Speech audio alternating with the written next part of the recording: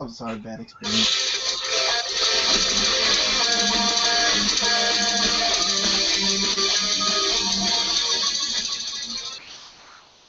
And welcome back to the Zone. I'm Brant Fowler.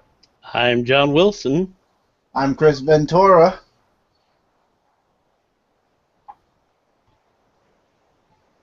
I'm Chris Ventura. I'm extremely surprised that no one else is speaking. that would be Mike Spider Slayer, but I think he froze. Oh man, we'll try to get Mike back. Episode 303. Freezing begins now. It wouldn't be Zone 4 Google. It wouldn't be Zone 4 without some mess ups, so whatever. This is episode 304. Hopefully Mike Spider Slayer will join us. I said 303, sorry. Yeah, it's 304. See, you got the number wrong, and you always get the number off on everything. Okay, something, maybe, perhaps, sort of. You're on the even numbers, Chris. Okay, I'm the Remember that. All right, you're the even. All right. Even though you're odd, you're on the even. Exactly. Bark. All right, so how did Kevin Smith's dog get on this podcast? Yeah, this is a special episode. It's Kevin Smith's dog's name, in case you didn't know. Okay. He always yells Shecky during a podcast. That's Trixie. That's not Shecky. But anyway. Your dog's named after a stripper?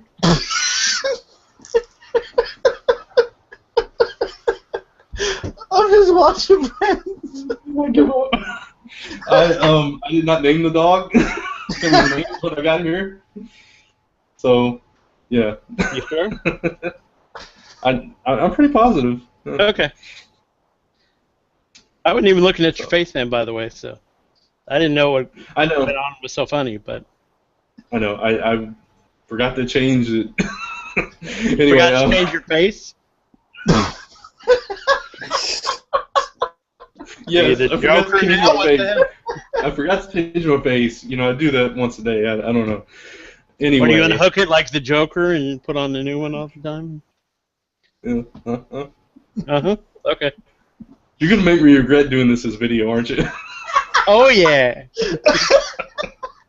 This is going to be a good man. I hope everybody who's watching this live is trapped into some fun. And Mike's back. Mike, you want to introduce yourself? What? Actually, this is pure conversation right now. What? We're live? Oh, we're live. We've been live. We've been live for, well, I've been live longer than most of you, but yeah. We got to your introduction and realized you weren't there, so. Yeah, I thought you left.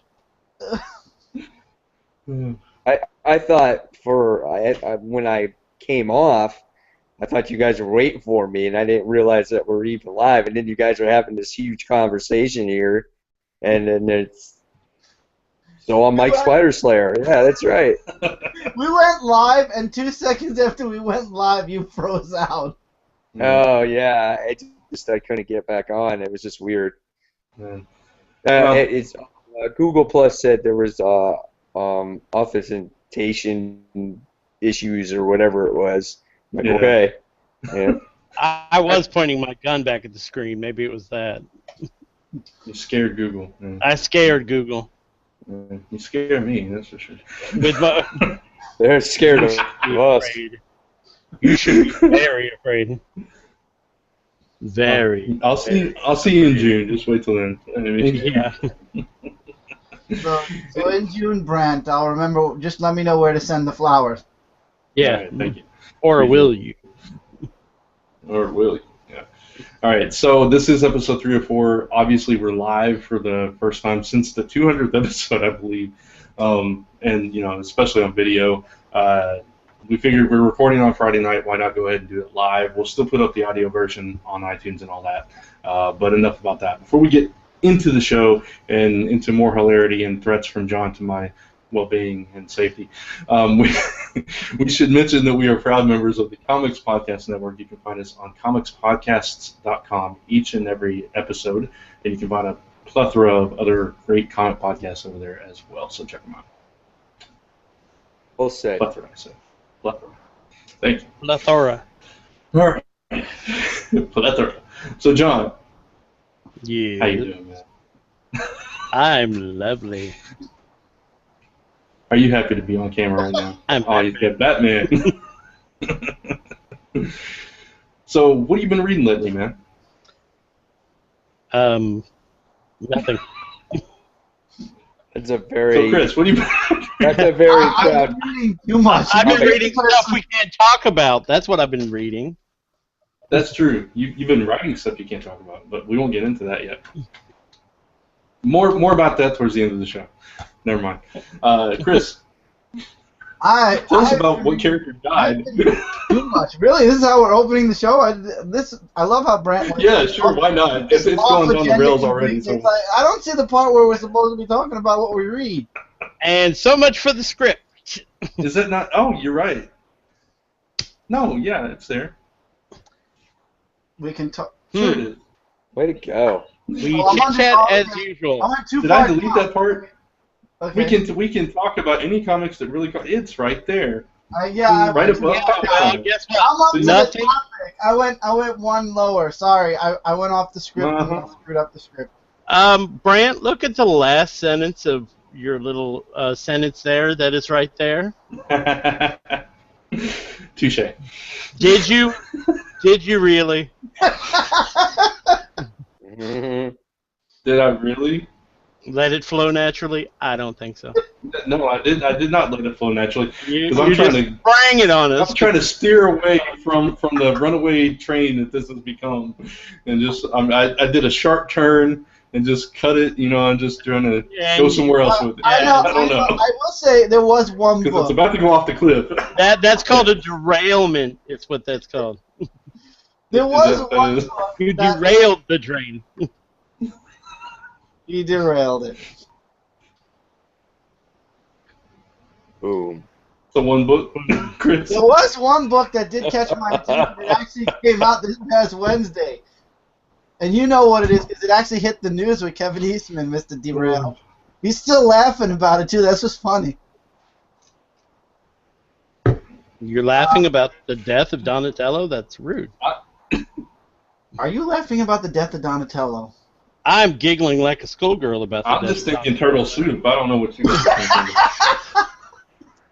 Well, I mean, they have to get rid of the body, right? Exactly. You are suggesting cannibalism Brand. amongst the No. turtles? That is I- horrible. I didn't say the turtles would eat them. That is- I'm talking that about is Shredder. too dark. You know. What next? Who knows That what girl on Crane? the cover with Joker? I mean, my God. Let's not. I'm so sick of seeing about that topic. I don't even want to talk about it. Who knows what Crane What eats? did you read, Brant? You were so far behind this past month. Did you catch up and did you read some stuff? I've read some things from each week, just not everything. This past week I read all the books, I think, or most of them. Anything stand out for you in the month of March? Star Wars, obviously. That Amazing Spider-Man special, we talked about that on Frontline Live. That one really impressed me. It was really fun. Yeah, That was truly Spider-Man. Yeah. that was just really funny issue. I think like everyone should just pick up that copy and just read that issue in itself to see how funny Spider-Man could be. That's one you should try, John. Amazing Spider-Man special.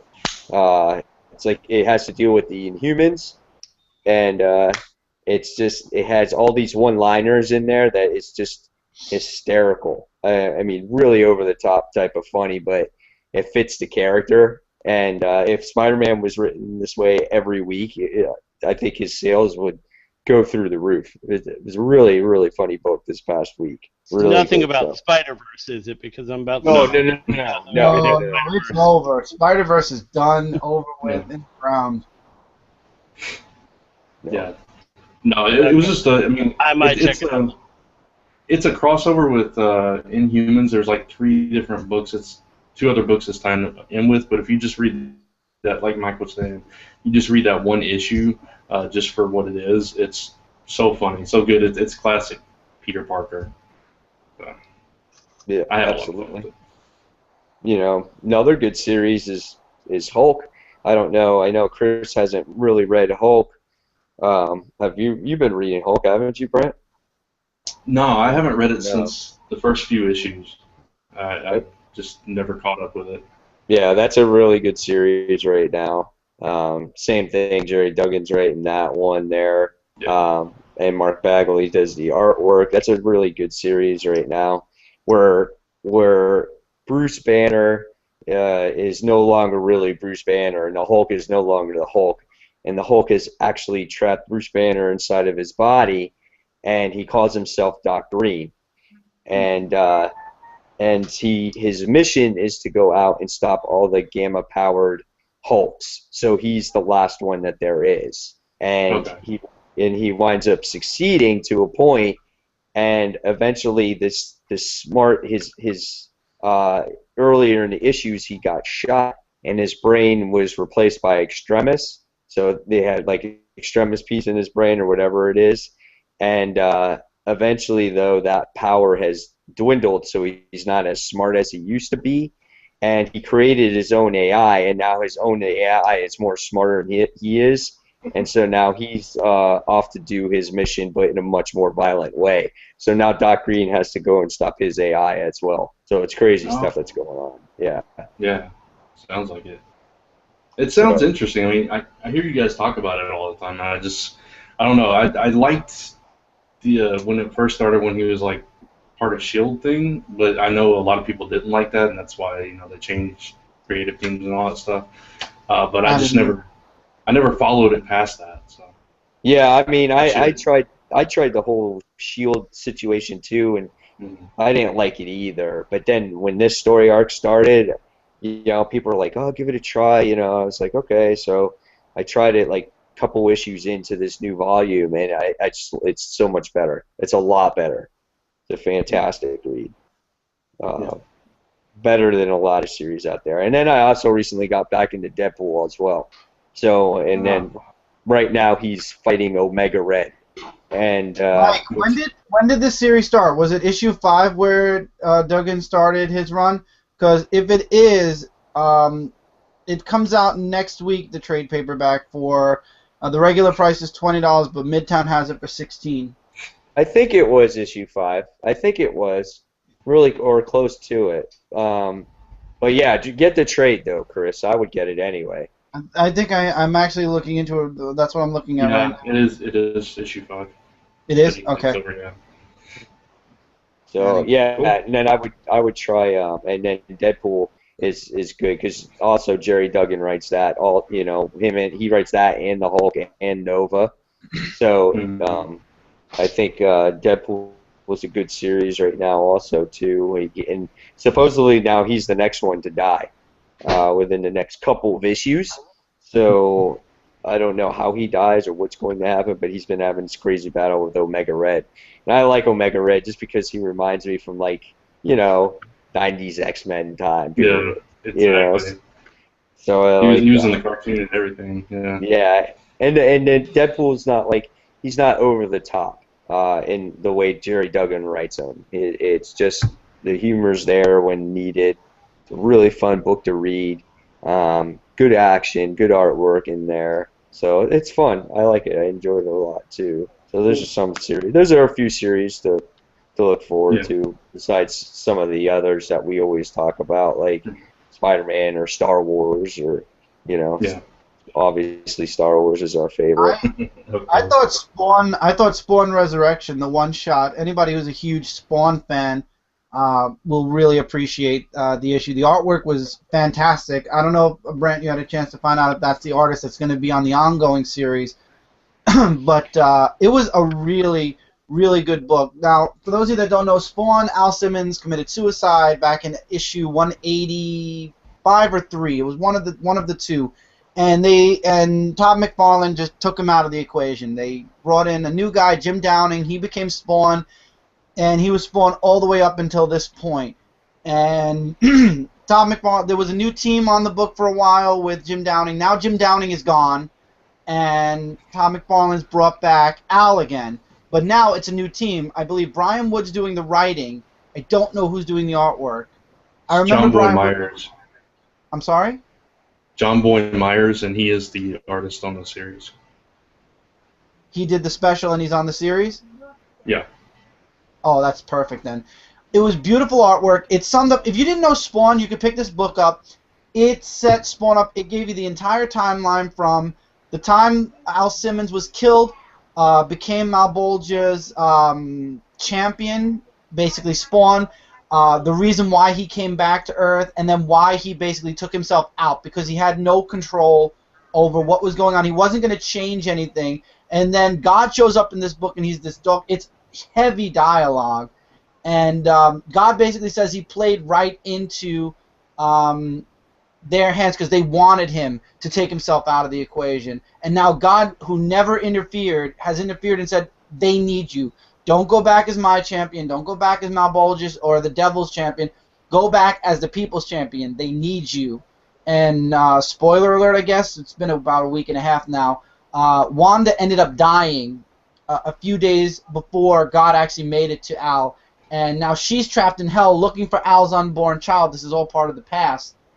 And now Al's going back to Earth to save Earth, and then he's eventually, we're going to probably see him go to hell to try to save Wanda and his unborn child, which was taken as well, which is a new twist because we didn't know that before in the Spawn mythos. It was just like an unborn child, and then it was just part of the background story. Now they're fleshing it out even more. And I've read Brian Wood's writing through Star Wars, and the artwork from the Resurrection special. I think this is going to be an amazing team for Spawn. If you are a fan of Spawn, if you liked Al and you stopped reading because he was taken out of the book and it was Jim Downing, personally, I was not into Jim Downing and I was not into the artwork at that time in the book, so I left Spawn. But I'm definitely back on Spawn now. It looks like it's going to be amazing. I know that, Brant, I think you started reading it. Mike, you said you couldn't read it because the wording on the digital copies were too small. Right, yeah.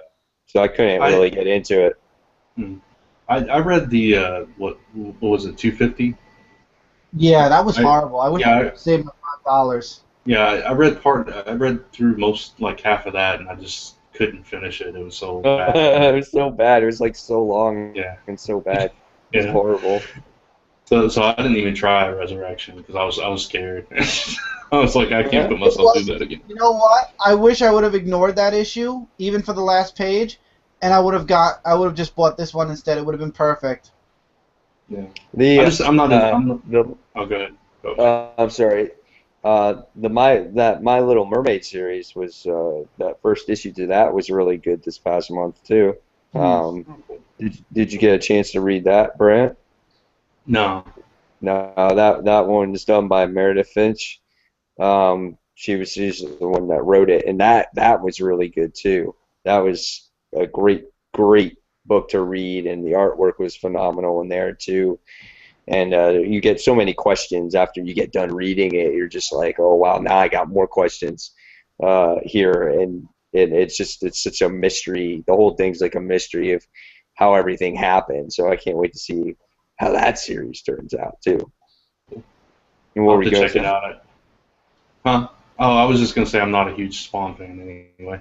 But no, I'll have to check that out. I like her writing on Wonder Woman, so yeah, I'll have to check that out. And then if you guys get a chance this week, I just got done reading the Amazing Spider-Man 16.1 issue. So and that was a nice issue. I like it. I like where it's going. I have it. I gotta read it. Yeah. Who's writing it again? It's like a classic writer, right? Jerry Conway. Jerry Conway. Yeah. Okay.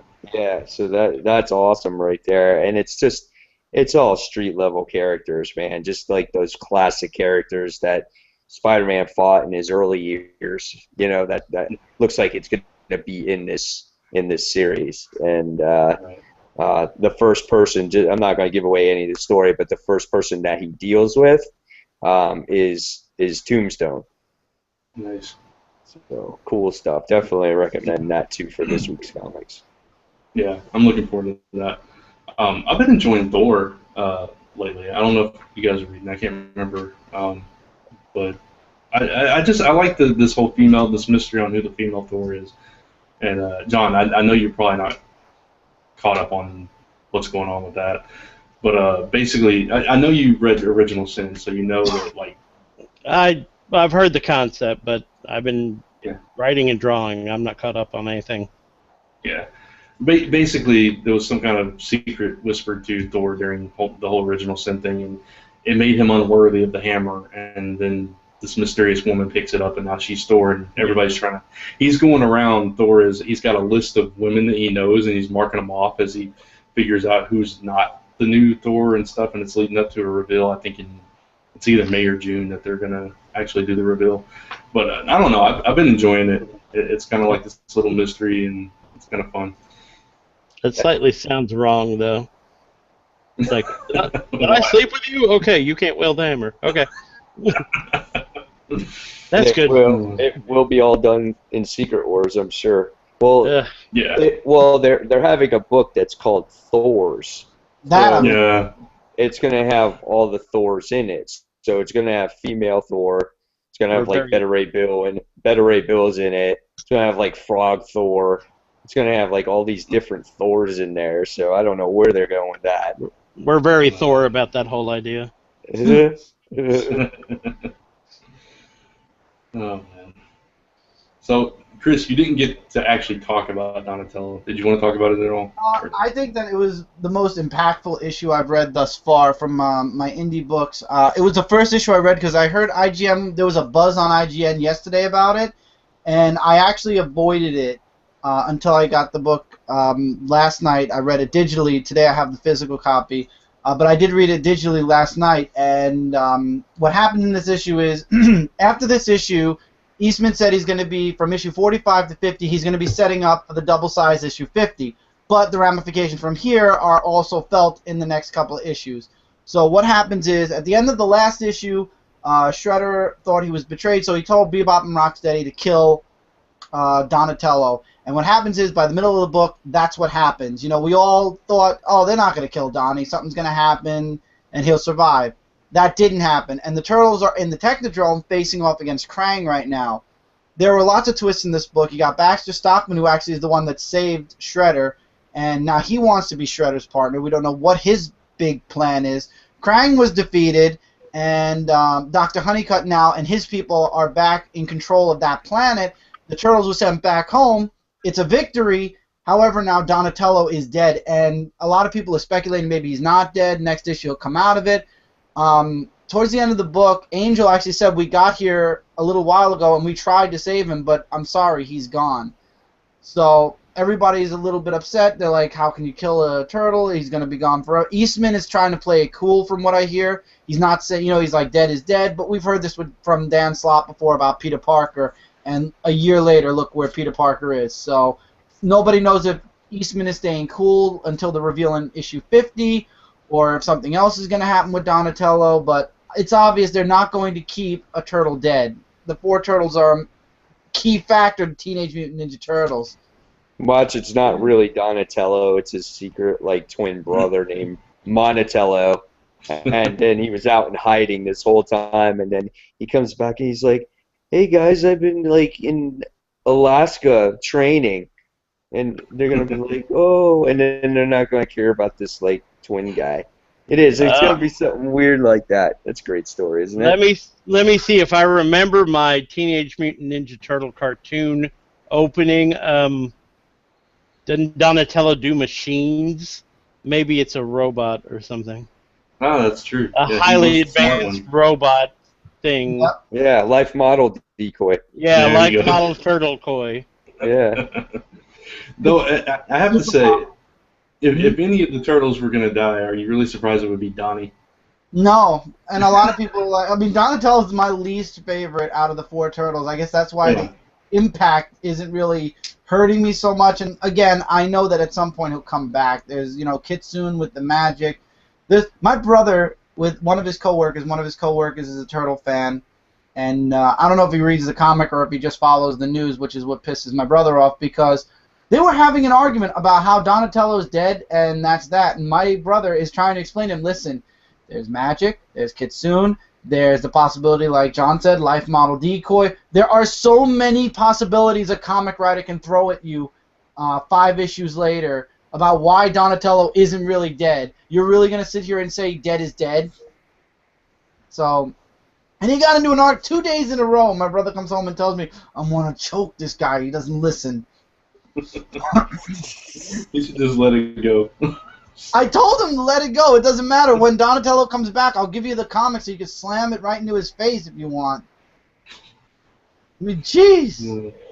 They did kill Donatello once before, though, in the Image Comics run. Donatello was dead. Image. One of the series. It was either Image. Mirage. Oh, Mirage. Okay. No, Mirage was the first volume. After Mirage sold. I think it was either an Image. There were, I believe, this is the 5th volume we're on now. It was either. It wasn't the Archie. The Archie Comics one was for the cartoon on TV. I think it was the Image Comics one. It was the mature Turtles one where Donatello actually did die.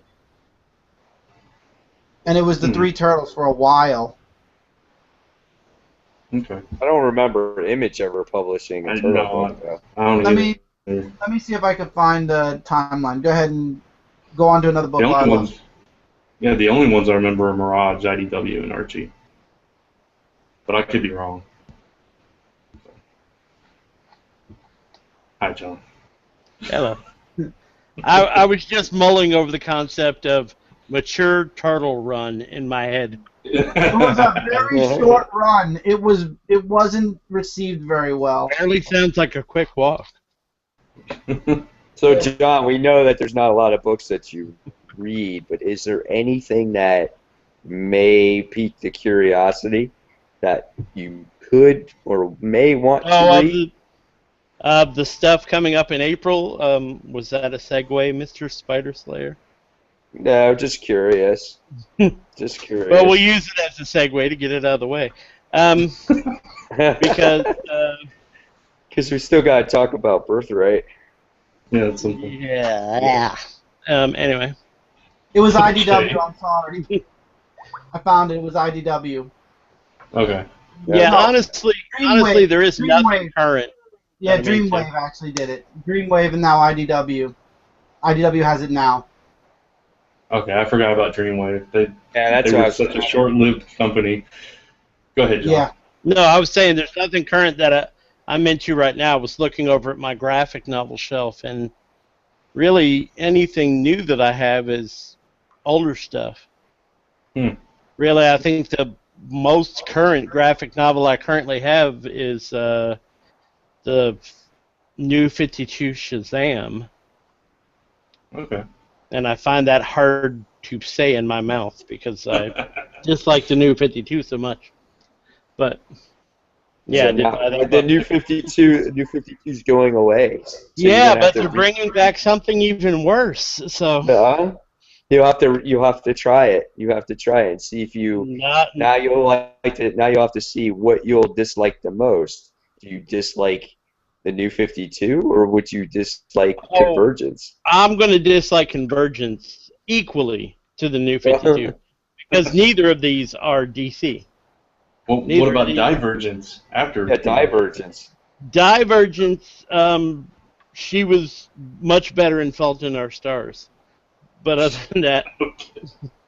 I have not seen that movie, so I have no comment.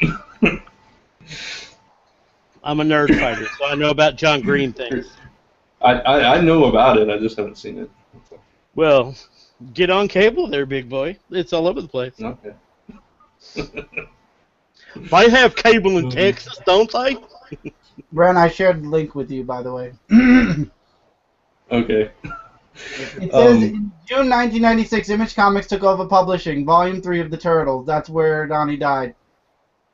Peter Laird kept the book, and Kevin Eastman walked off. That was a long time ago. Yep. Yeah, 1996. It was 1996. I don't think I was reading comics at that. I don't think I was reading comics at that point. I was, but I wasn't reading Turtles at that point. Same here. I was reading Superman. I started in 98, and then I went backwards. As a matter of fact, it was mid-90s. I wasn't reading Image at that point. Yeah, I didn't even know Image existed. Really? I knew they existed, but I did. Remember, but their I started stuff reading in '98, and I stuck with Superman only. I couldn't even spell Image at that time. Their stuff was really bad I at just that wanted to time. one up, you know. Yeah. It was everything was blood this and blood that at that time. Yeah, young blood. Yeah. Yeah. And Layfield, who pulled out of Gem City Con that little scumbucket. Wow. Wow.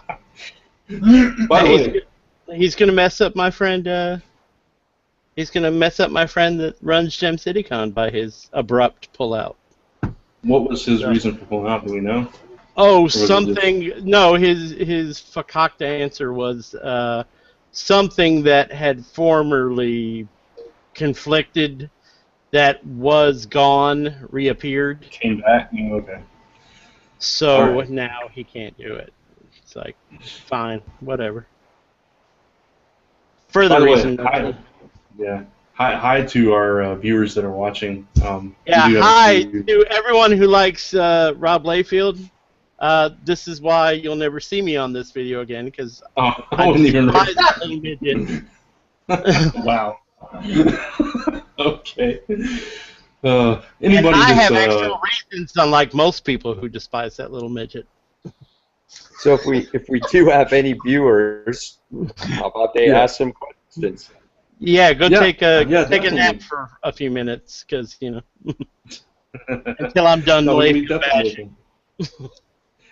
If you're familiar with this show at all, you know we've Layfield bashed in the past. Yeah, so yeah. Well, it's not a new thing. I don't generally Layfield bash because he's not worth my time, but this was worth my time. Believe it or not, we actually do have a question. Oh, Already, nice. so Really? Because I'm not seeing a thing in the chat here. no, it's on the YouTube channel, on the YouTube page for the video. Okay. I see. Yeah, we got a few. We got Tevia from that watches all the frontline Tevia stuff. that goes on roofs with fiddles. Tevia. I'm sorry, wrong crowd for that joke. Wow. Yeah, I don't get that reference at all. But okay. Anyway, Tevia asks, "What is our opinion of Batman Beyond dying?" That was in Future First Zen. I've heard of it. Yeah, it was, Was it in Yeah. Future Zen? Last week. Okay. That was in Future Zen. I actually just wrote that issue today. I just skimmed it right now. I'm skimming the weeklies. Sorry,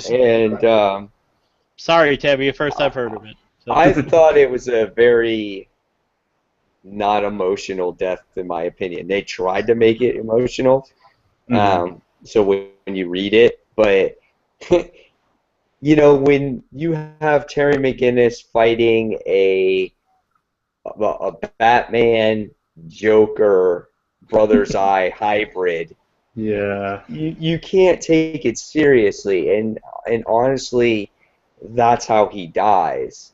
But he takes out the hybrid creature at the same time, and he lands on this ledge, and he sits there, and he goes to Tim, and he goes, "I want you to be a part of this mission. Promise me that." And he's like, "Okay."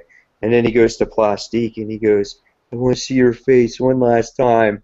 And she's like, "Oh, okay." And he dies in her arms, and that's it. And I'm just kind of like, this is so cheesy. I'm like, this is so bad. Because Mike, can't. you make me feel so much better because I didn't feel anything when he died either, and I thought I was going to be the only emotionless person here. So I'm glad you didn't like it.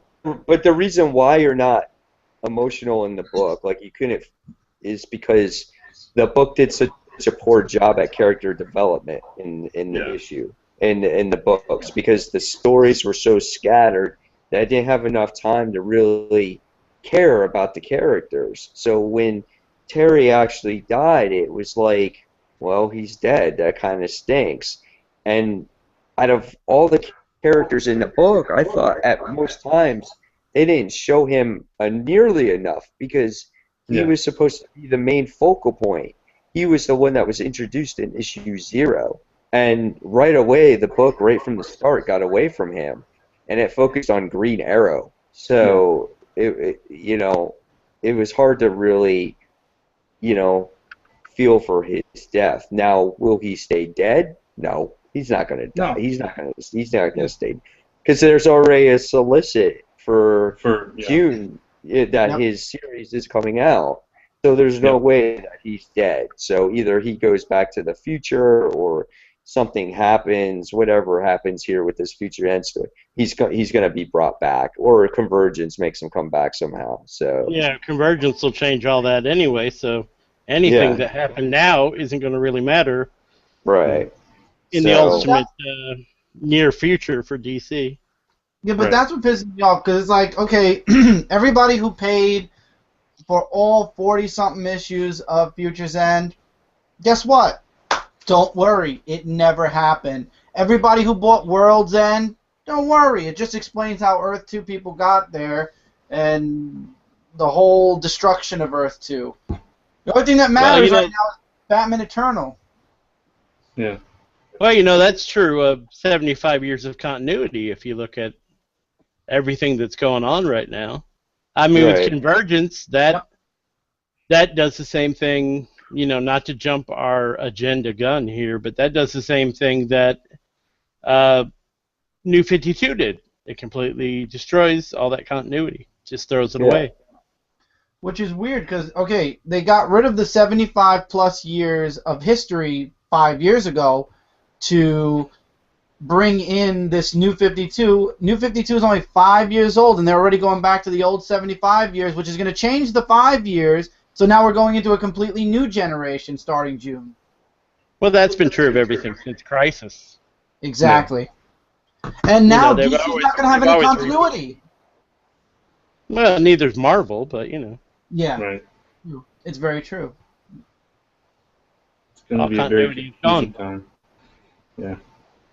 Yeah, so it was a book that was just average for me. Nothing there that stood out, that said, oh my God, he's dead. Yeah. Oh well. Damn it, Jim. Terry's dead. Yeah, and I like Batman Beyond. I think he's a cool character, but the series did not make me like him at all. It's just frustrating. So Yeah. we'll see. And no one ever stays dead in Future's End. No one ever does. Like, everyone came back alive. The only person that stayed dead was Deathstroke, where he got his head ripped off. And Ronnie. I think he was the only one that stayed dead. Superman. Ronnie won't stay dead very long. What was that? Ronnie died. Ronnie won't stay Ronnie dead. won't. John, when they undo the Future's End, Ronnie will still be alive because that whole situation will never have happened. Yeah. So anybody who's happy about a female Firestorm. Well, no, and I brought this up to Gail Simone today, that I think the idea of a male and female Firestorm where they are constantly fighting for control would be a brilliant storyline to delve into. I know it'll never happen, but it would be a brilliant storyline. Because someone brought up the Future's End Firestorm. I was like, yeah, but, that's not really that concept. It just happens to be a female in control of the Firestorm body at this particular second. But, if it was very much like they tried to do with Dr. Fate way back in the day, when they had Linda and Eric Strauss had to come together to make this, ultimate Dr. Fate. I know I'm talking about a comic that a lot of people listening to this weren't even alive for, but whatever. Stick with me. It was an idea that to make Fate truly have access to all her powers, they had to merge together to become this perfect animus sort of thing. And I think, that kind of idea with the Firestorm and that constant struggle of who's in control, that would be very interesting. And yes, I have a monkey in my shirt. Get over it.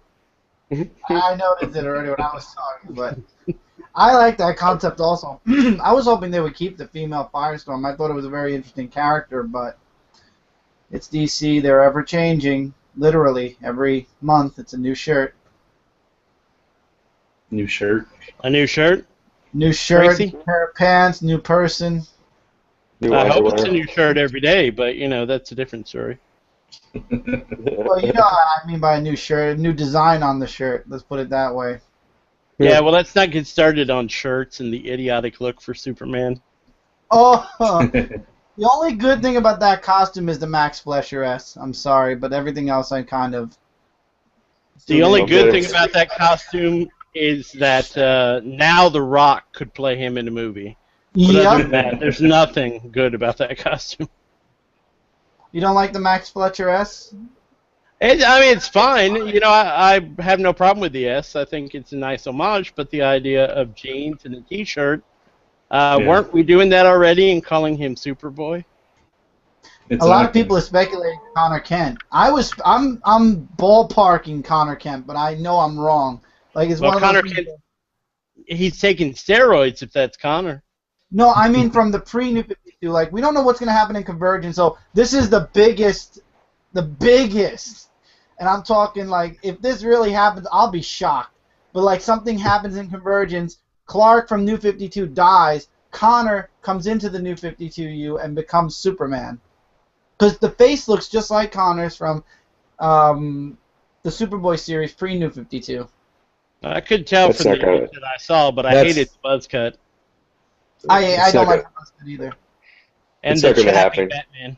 I know it's not going to happen, but It's not going to happen. I mean, if they're going to extremes to come out with Cyborg Batman and Wonder Woman with blades sticking out of her hands, and then they're going to go to an extreme with Superman as well.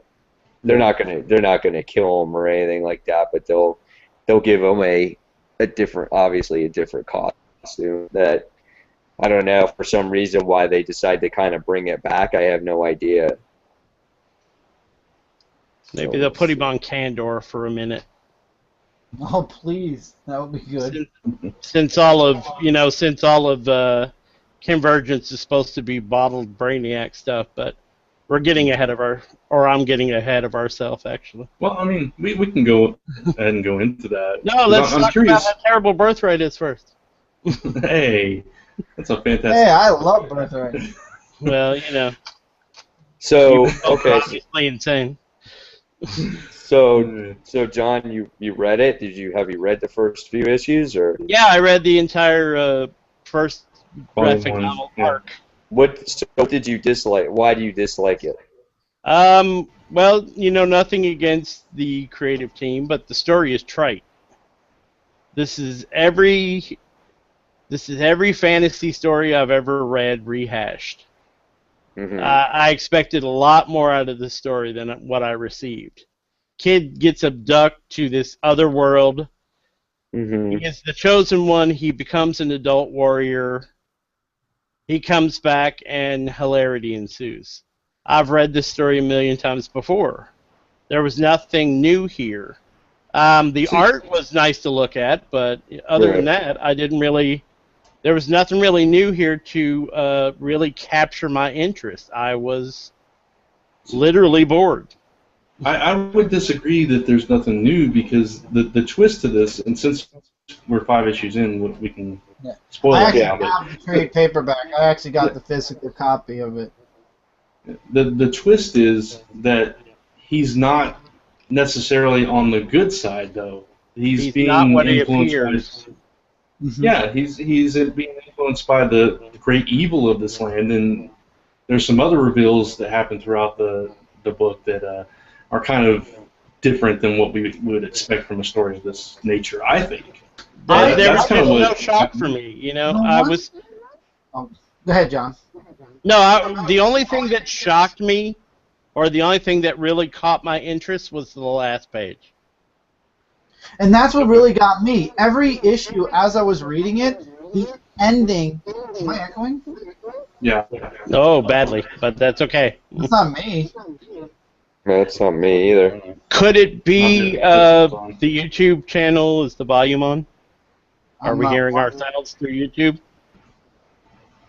No. I don't know then. Hello? I don't Okay, know stop either. it. I don't know. Continue. This is all true thrilling for people, for us figuring out our technical We're problems. all wearing Continue your headphones except idea. you, Chris. I like the shocks at the end of each issue, though. It was really interesting. And then the last issue, the 5th issue, was the best shock.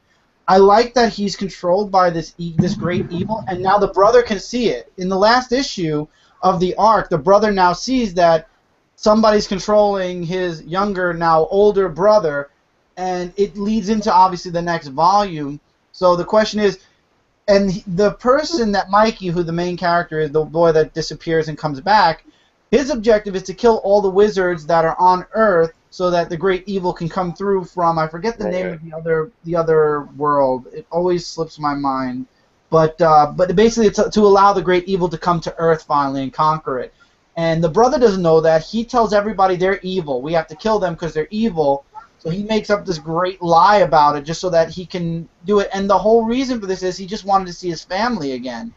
And, we're getting bits and pieces of what happened from the first moments where he was taken away to this land. And the ending for this first arc was the best because, he tells the brother, yeah, I'm married to a princess, but it's complicated. And then we find out why it's complicated. It turns out because his friend who was tagging along with him actually is carrying his unborn child. And she made it through, and now she's out to stop him or save him. So we don't know if she's going to save him, she's going to kill him. Is he going to kill another wizard? Is he going to break the bond between him and this dark entity that's connected to him? I think those are the few of many things, and the artwork is beautiful in this book. Yeah, the artwork the artwork is great. That's really the only reason I hung in, and there were no shocks for me except the fact that his protector, friend, whatever, is pregnant by him. The rest of it was, honestly, it all felt very much rote for me. It's like, I've seen this. There was nothing here to really keep me going except for the artwork. And even that got a little muddy in spots, especially when he, when he was fighting the wizard in the forest, for lack of a better term, During the fight, yeah, that all got very muddy. And, it's just, I wanted more out of it, and I definitely didn't get it, and that made me kind of sad. Okay. The one character I hated was the mother. I'm sorry, Brant. I just want to say I hated the mother. Go ahead, Brant. Oh, well, the mother, I think, was there to be hated. Yeah, definitely. Yeah, they wrote her at the same... Yeah. No, go ahead, Brent. No, go ahead. No, I was just going to say, they wrote her to be so pragmatic, and so, this can't be my son, this can't be that, none of this can be happening because this is not reality. Yeah. They wrote her to be that way. Yeah. I don't know. I mean, I totally respect your opinion and everything. I just felt differently. Feel free to disagree. What's that? I said feel free to disagree. Yeah, it just hit me differently because I agree that there is a lot of routine stuff that is present in any story like this, and as I was first reading it, the art is what kept me going when I was first reading that first issue too, because I was like, okay, well this is kind of typical, but it was the ending to that first issue that hooked me, where you find out that he's not necessarily just come back as a good guy. He's got this evil influence, and that's kind of what kept me going. And it was those kind of little twists to this familiar story that I appreciated, and it kind of just brought me into this whole world, and I fell in love with the story.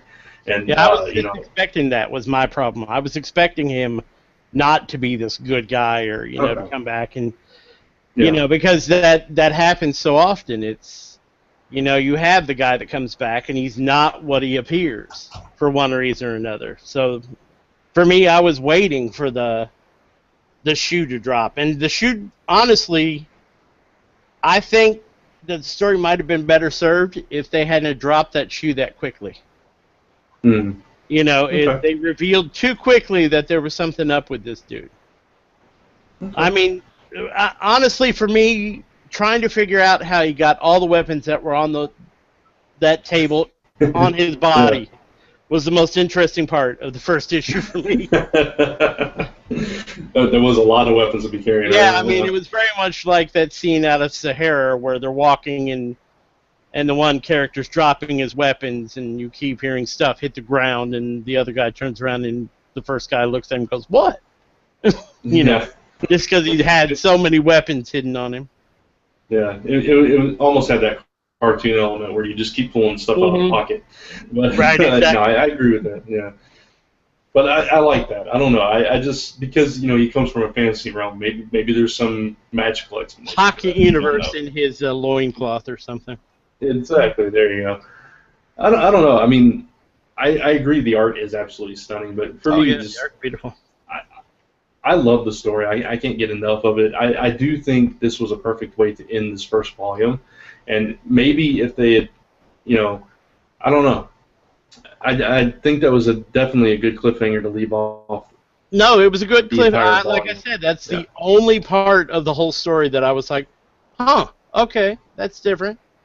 That was a bit unexpected. But the rest of it was just, I think if they had waited to reveal that, he had a demon in his head, that he was essentially there to destroy all the wizards, so the bad guy could come and destroy Earth. I mean, how many bad guys have been coming around to destroy Earth? Everybody. Yeah. I still think there's probably more to it. I hope so. We'll see. Yeah. I don't know if you want to stick with it or not, but I'll think give there's it. going to be more to it. I'll give it another chance. I won't give it a monthly chance. I'll wait for the next arc to be finished, and then I'll see, because it wasn't enough to keep me interested monthly. Because I had read the first issue, and then I hadn't read anything until the arc came out. Yeah, I do remember when we did discuss that issue, you had that same problem I didn't that like you that saw either. coming. So, yeah. Yeah. But Mike, what do you think about it? Yeah, maybe I've just seen too many fantasy stories, that this has happened in. It just occurs that, hey, this is going to happen to me, or this is going to happen here. I expect it to happen at that point. Yeah. And I'm upset if I have I'm upset if I happen to leave the thing for a minute. I'm not going to have a cool little icon like they do. It'll just be a blank camera. No, you'll have like a little head. I'll have a little flying monkey or something that'll sit there. So when I thought of the book, I thought it was good. I liked it for what it was. I liked the family dynamic of the story. I love how the father was so desperate to have his son back when he went missing, because obviously everyone blamed him for his son being missing, and he so desperately wanted his son to come back. So I really enjoyed that part, because I can only imagine me being a father, if I'm sitting there playing ball with my son, and then my son goes missing, and he's gone for a year, and then all of a sudden he shows up. It's kind of like you want him so bad, no matter how strange he looks, you want him to be your son. You know what I'm saying? And he's like, oh, I know he's my son. I could just tell. And so I like the whole family aspect of everything. And then it was just like how the boys always go together, and the mom was always left out because she was the serious one. So I really appreciated that. Now the demon inside his head, I figure I don't know what to think. Like I might be overthinking it, and I'm sitting there going, well, maybe it's an evil inside his head to do bad things, but he did want to see his family, but maybe he's in the end going to trick the evil that's inside of his head. You know what I'm saying? Like some kind of some mind game with it or something like that. Or in the end, he's just going to, turn it all around against it and wind up defeating it somehow like that. But it's cool. I think it's a really well done book. Same thing. I agree with you guys with the whole artwork in the series. I think the artwork was really well done in there, and I do like seeing the flashbacks of where he came from. So you have some kind of character development in the actual story. Kind of reminds me of like an Arrow setting, where he goes back to the, instead of going back to the island, you're going back to the fantasy land, and you're seeing what he experienced there. So I like that part of the story. So overall, I think it's a solid book. it may not be like my favorite read that I've ever read, but I think it's very solid. In my opinion, I wasn't bored with it whatsoever. For me, it was a pretty quick read. Like it got me. I read those first 5 issues in probably like a half hour because it was that fast of a read for me. So fun stuff. For me, that's a problem. I mean, I did the same thing. It took no time to read whatsoever. Right. And that's a problem for me. Is it for you? For me, it's not, because it's like... No, go ahead. Dialogue-heavy books, I tend to get bored with at times, and I'm just like, why do you have to write so much, like, to tell a story? And for me, if they can tell the story with the pictures and do a nice balance between the dialogue and the artwork, I'm okay with that, you know. So that's just my opinion, though, obviously. Well, for me, it's not even dialogue, but if I can go through a book that quickly, it means there was nothing there to hold me up. There was nothing there for me to think about. Right. I just read it, I went through it, it's done, it's over. It didn't stick with me at all. There's nothing there that kept me looking at it, other than the artwork, which was, done in a few minutes. Because, once you've seen a few of those pages, they're, with everyone. I mean, they're typically the same, unless, you're like an Alex Ross or something. But, so if I can buzz through a book that fast, it means there's nothing there. There's no meat to it. There's nothing to hold me up, and that's my problem. Is there was not enough there to keep me with that book, to hold me there. So you're looking for like a thicker plot. I'm looking for some meat to the book. I'm looking for something that's gonna hold my interest for more than 5 seconds. Right. Because if I can buzz through a graphic novel, 100 or whatever pages, I don't really know how many pages this was because I didn't count, but if I can buzz through a whole graphic novel that quickly, there's a problem. It's I've either read the thing before and I know what's happening, I can just go through it real fast, or B, you didn't do anything to hold my interest. Totally understandable. And I know Brant really loves this series. Yeah, it's like when it comes out, it's like the first thing I want to read. It's I don't know, I get what you're saying, but I kind of feel like it's one of those series that it's taking its time to get to that meatier thing, and with those flashbacks, I feel like it's kind of filling in the blanks of the deeper story that is there, and we're just getting it slowly revealed to us. And I appreciate like the not just the family dynamic, but the emotion behind some of the family discussions, like especially between the father and mother. I think that got very intense and very emotional at times. And I don't know, it just kind of sucked me in that way. I guess I got more out of it than you did, John, which that happens. So it's just different preferences and things like that. And I think... oh, I'm sorry. No, I was just going to say, and the thing, that Mike brought up, once again, it was the dad. Why can't just once in one of these stories that the mom be the one that they thought killed somebody? It's always the father. I mean, I'm not a father. I'll never be a father, but it's always the father. Just once I want to see, hey, Mom, you killed somebody. Even the new TV show that just popped up. So she should have been the one out playing ball maybe, with the she could have been playing ball with the kids. I mean, it's 2015, for God's sakes. But you talking about Secrets and Lies? Yeah, that's stupid show. I like this show. See, I love that show. I say stupid show because I haven't watched it, because it's the same premise again.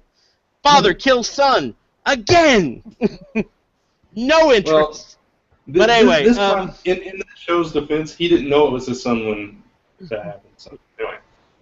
Well, see, one tiny minor plot point that made it more interesting, but I still have no interest in the show. But anyway, that just kind of illustrates the larger idea here. Is it's been done.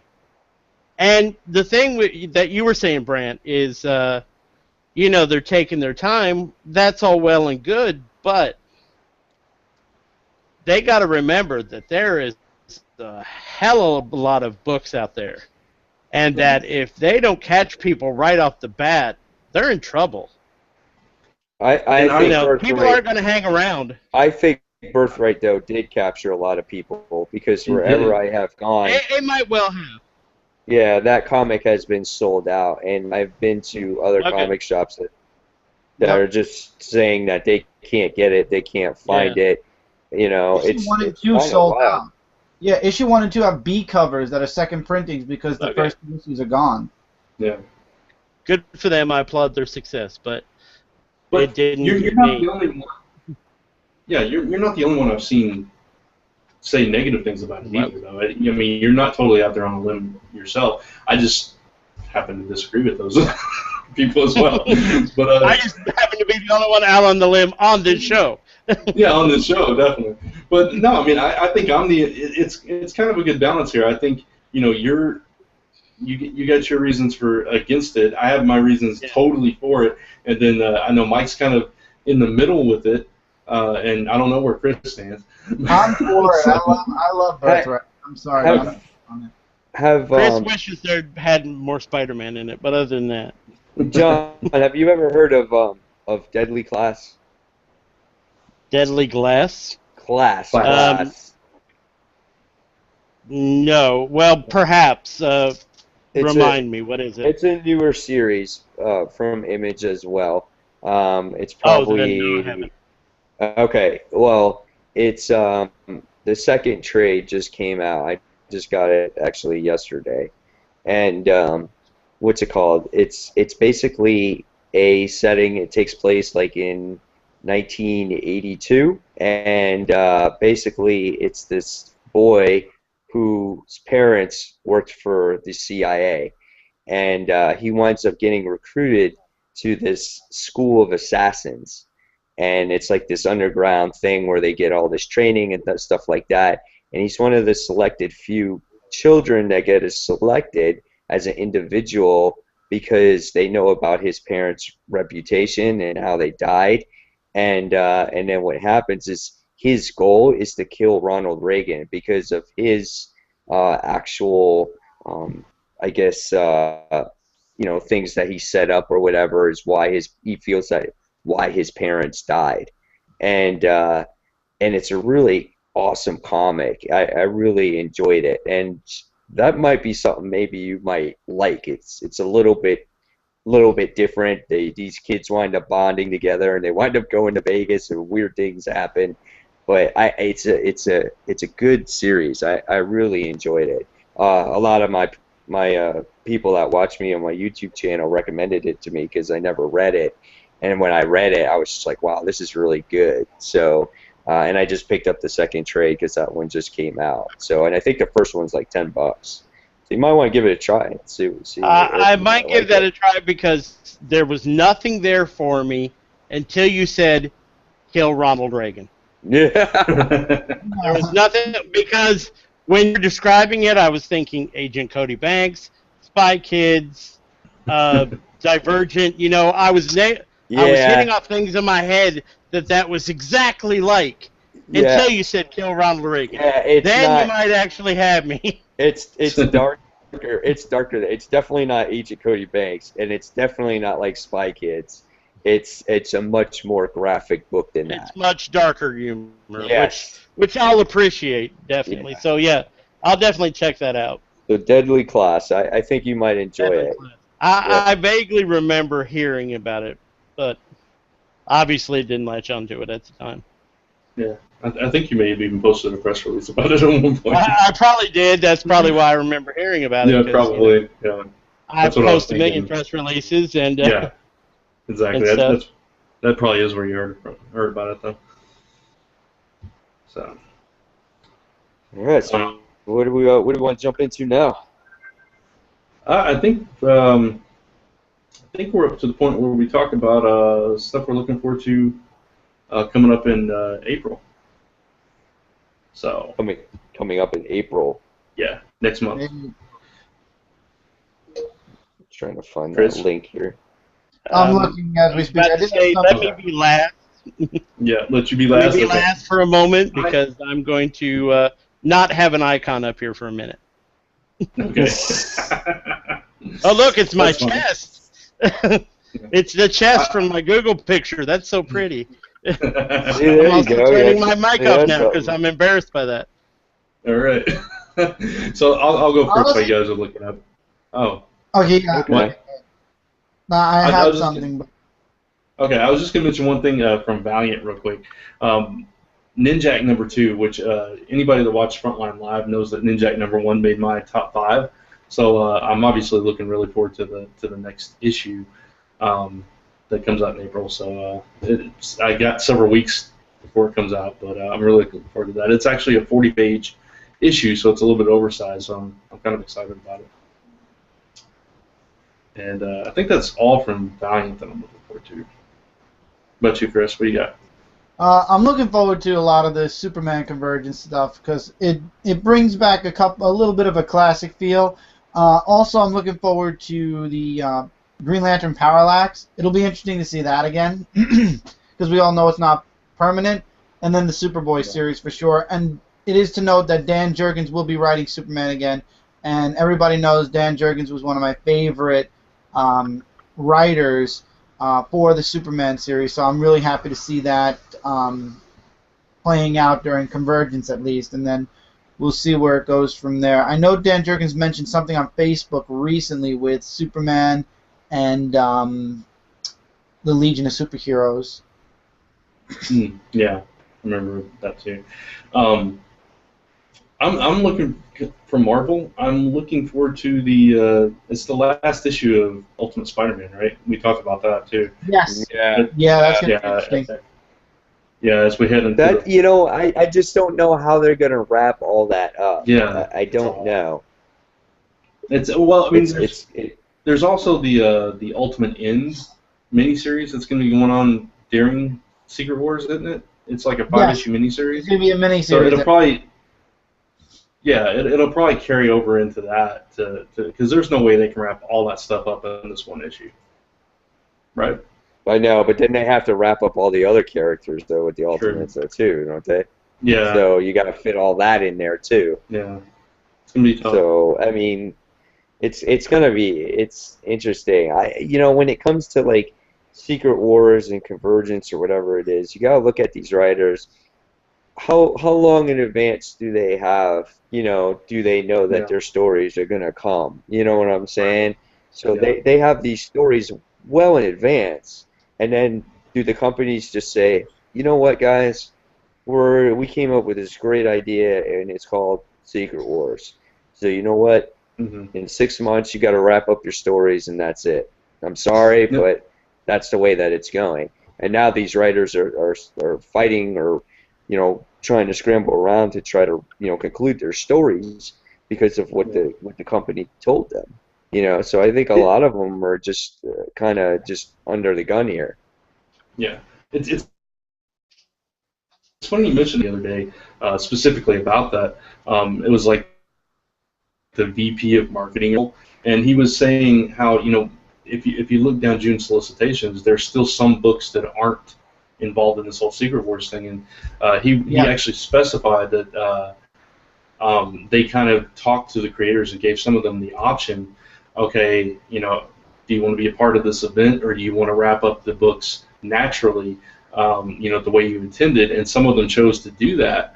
Right. And that's why we're still seeing some of those books. But others, like of course Bendis with all the books that he's involved with, of course it's mainly all the ones with the major characters.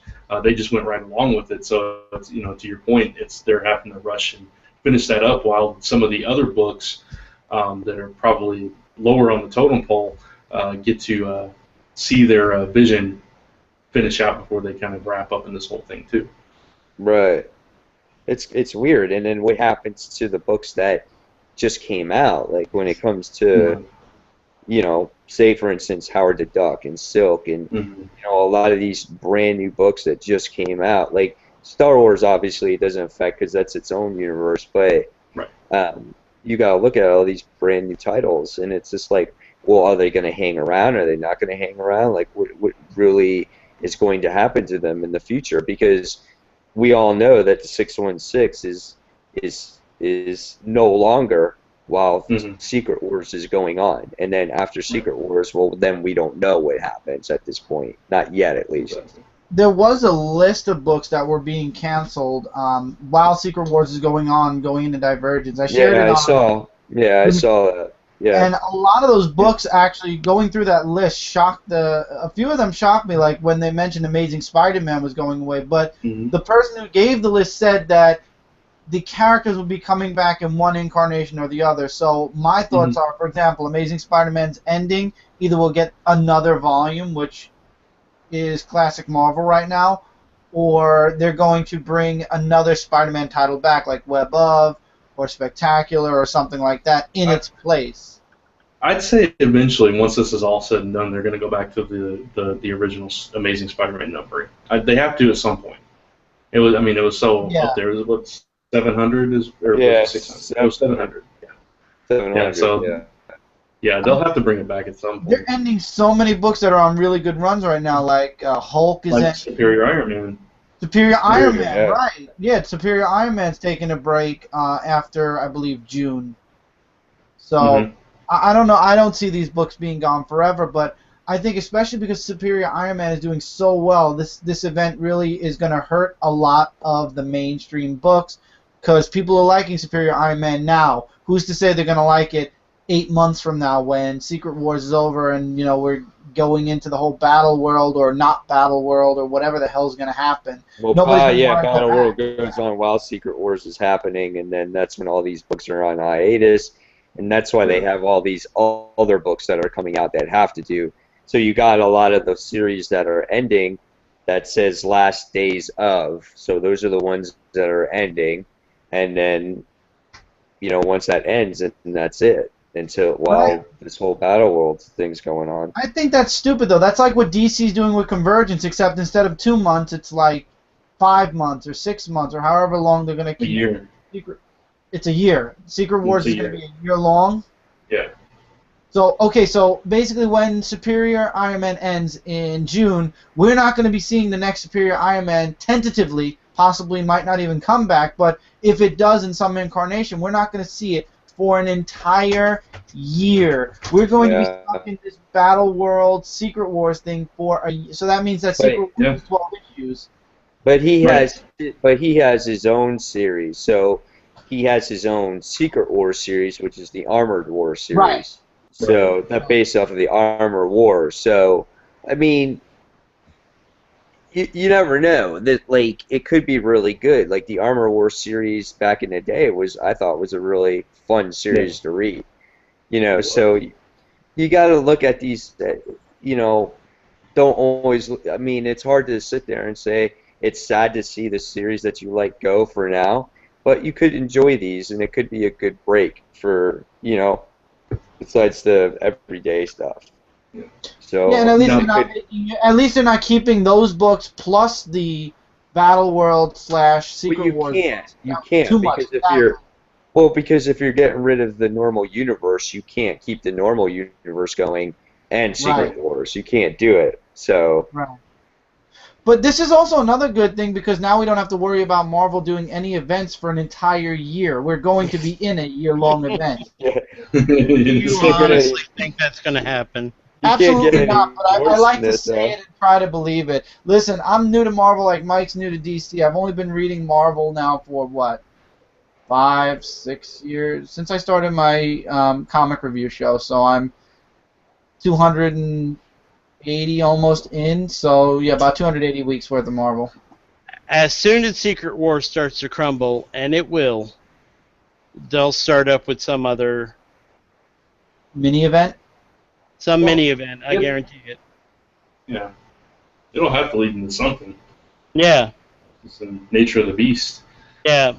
So John, obviously, we've already talked about that you're not reading anything current right now. What are your thoughts on this whole Secret Wars thing? Because I know you did read up on it a little bit. No, but I read up on you know, obviously in the amount of time that I realized we were talking about Secret Wars tonight, but so we're gonna jump right over the whole April thing. Okay, Secret Wars. No, you can talk about stuff in That's April fine. too. I'd rather talk about Secret Wars, or you know what the big problem here is that it's unsustainable because they are building.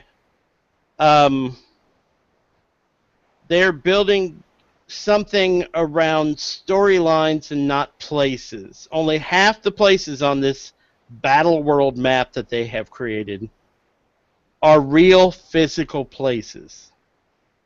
The other ones are based on storylines. Mm-hmm. The other ones are based around ideas that happened in real physical places. For example, you know, like the city.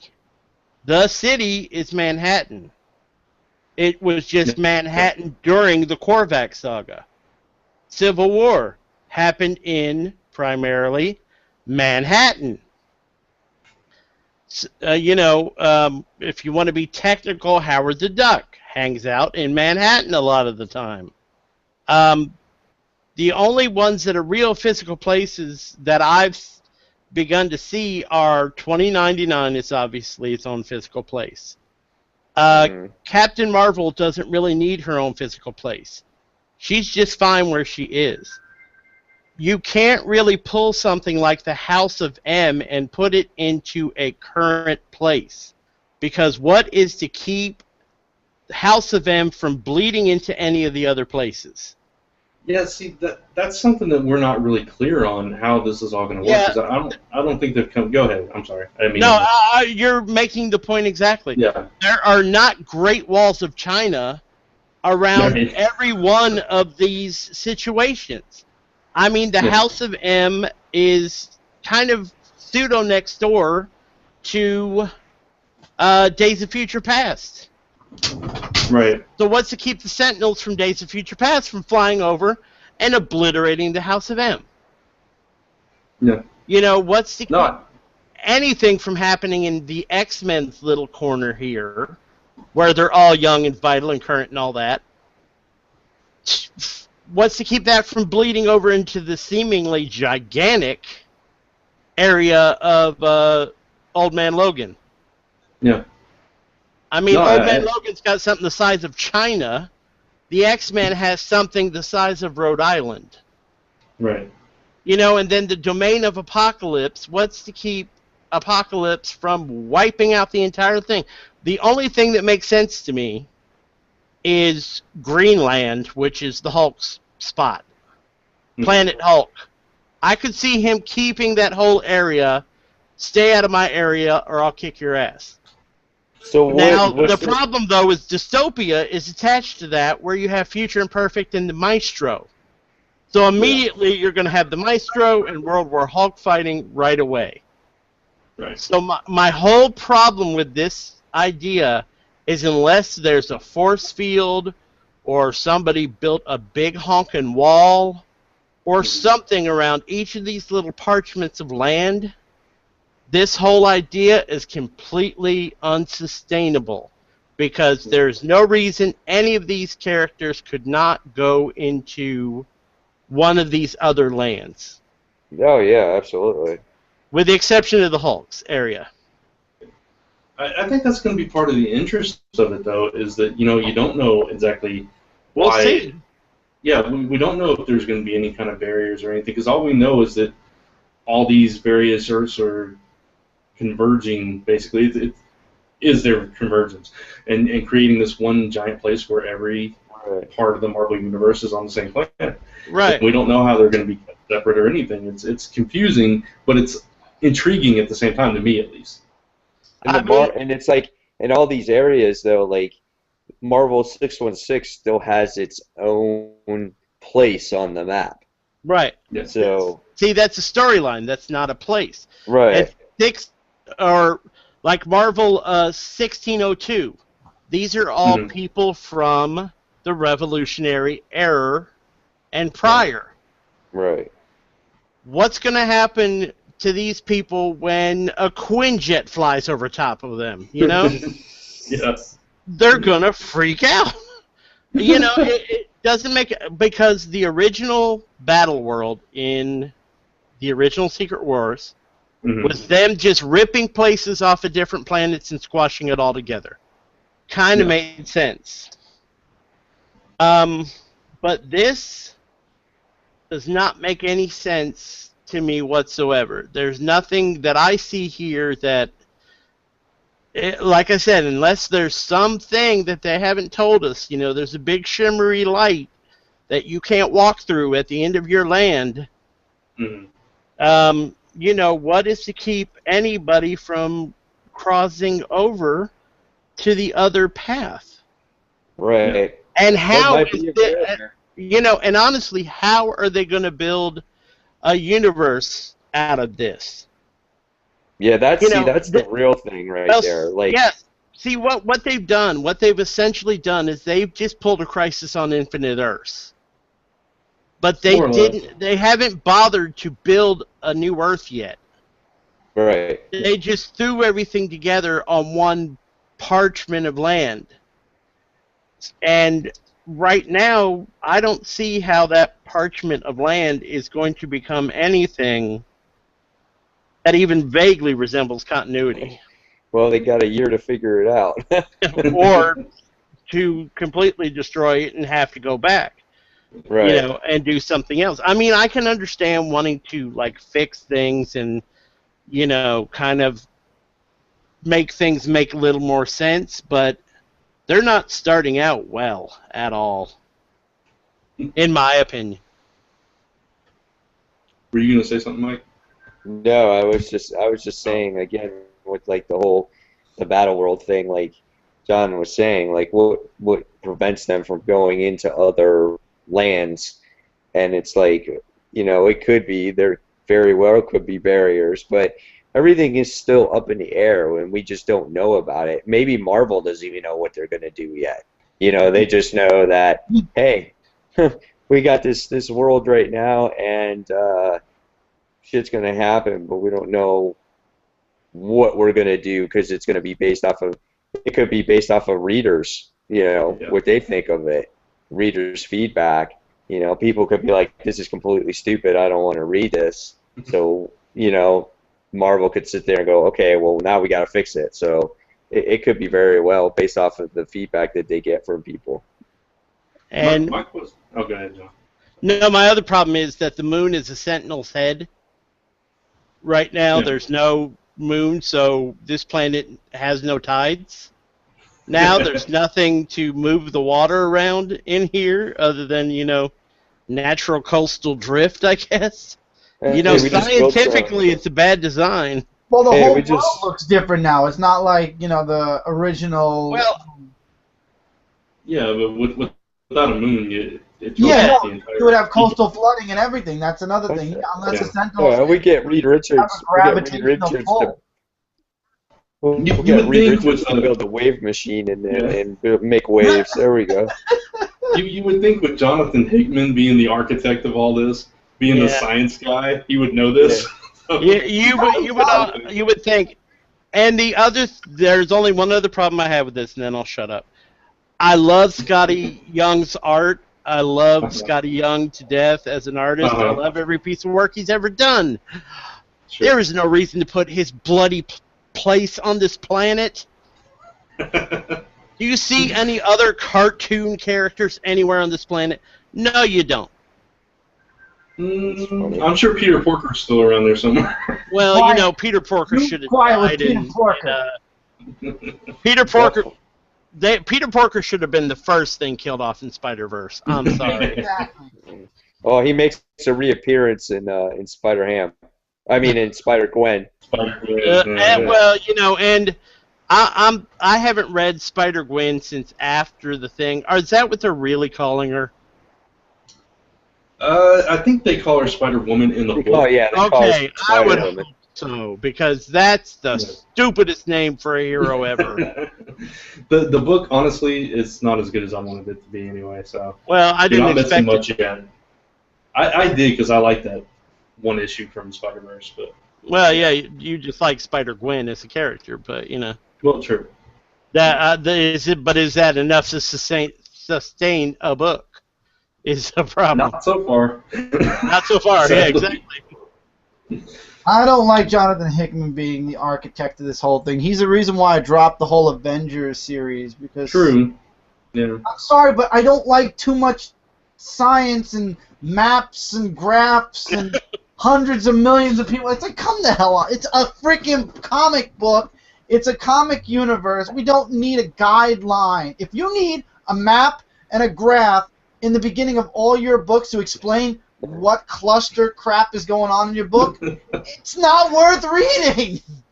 Dude, I'm exactly the opposite. I want the guideline. I want the who's who. It has to make sense The for who's me. who, yes. The who's To who, be yes, interested. but not everything going Yeah. all over the place. I want my map. And I Okay. want my map to My make map. sense. The You guideline. might- Yeah, go ahead. What? What were you saying? saying? Oh, no. I was just saying. I was just laughing. It's a What? guideline. Where? Yeah. Map? Yeah, no, I John, like you might that. actually. Yeah, John, you might actually like then the Avengers and New Avengers run that Jonathan Hickman's been doing Oh, since yeah. Marvel now. You want to talk about meat? There's some meat in Yeah. that story, boy. Yeah, Yeah, I probably and would there's like a lot that. of charts and graphs and stuff like that. See, Yeah. I like charts and graphs because I want my thing to make sense. And, also looking at this map, you're putting 1602 in the middle of the map. What I know of 1602, this is a seafaring race. They go back and forth to England all the time. Yeah. You're sticking them in the middle of you just landlock them.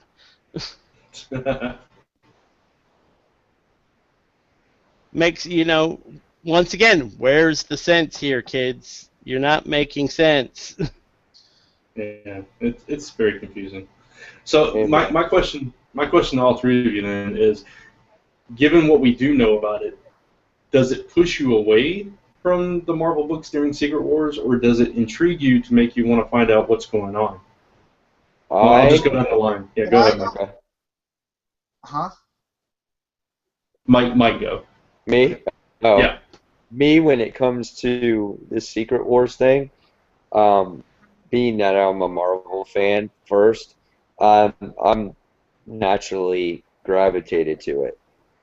But it's piquing my curiosity so much, like I want to get everything except the Ghost Rider issue. I have Ghost Racers.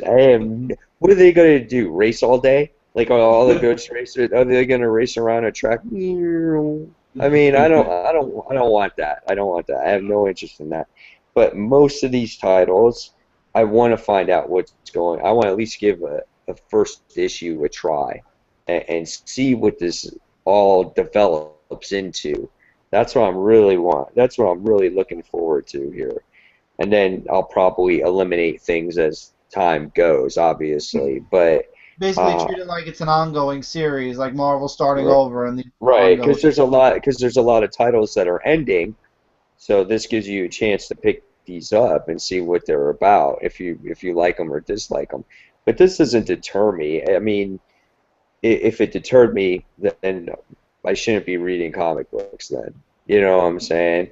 I know we always pick on certain things and make fun of things, but that's part of our hobby, but I'm all for it. Let it go, let it fly. Let's see what happens. Even the MODOK book I'm getting that one too. I'm all about that one. What about you, Chris? I'm going to be honest. I feel it doesn't deter me at all, honestly. I'm not deterred away from Marvel. It's an event. Does it make me want to read Marvel more? No and yes. So the deterring is no, but reading more at the same time. I'm like Mike. This is if you're going to be deterred by an event like this, I agree with Mike. You shouldn't be reading comics because this is what comics are: events, tie-ins, story. If you want a good story, sometimes this stuff happens. Should it happen so often? No, but it is right now. But I'm not deterred away. Honestly, I really want to test the waters. A lot of the books that I'm reading are being canceled. All New X-Men, Iron Man, so it leaves a lot of room on my pull list throughout Secret Wars and Battle World to test out new books. Now, I'm going to test some out physically. The ones that I'm really into or really interested in looking forward to, I'm going to try those out physically.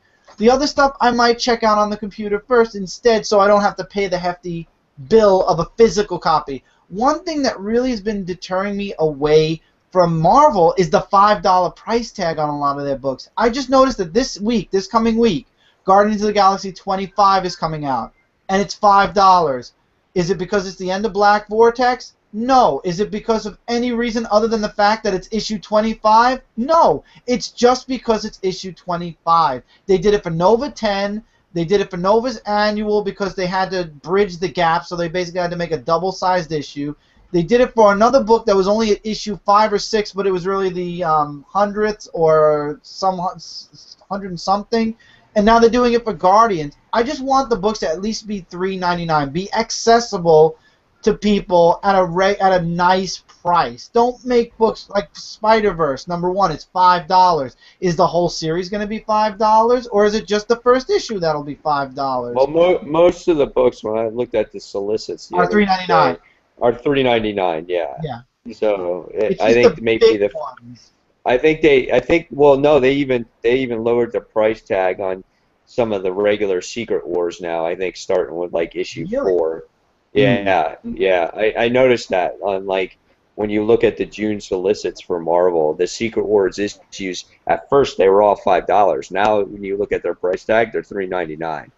Oh wow. Okay, so Okay. maybe they lower it after a while. The first Yeah. couple issues, they're probably doing a hefty price. Yeah. So Then that's John? good. See, then that's Yeah. good. That wouldn't deter me. That would make me want to read more because at least it's accessible and it's not like, oh my God, I'm going to be paying $100 a week. And especially when you got to also, I know Marvel doesn't give a crap what DC's doing, but for readers like us, we're going to be reading Convergence and we're going to be reading Secret Wars, especially everybody on Frontline because we're going to be covering both events. So Marvel has to take into consideration that people are going to be also looking into what DC is doing.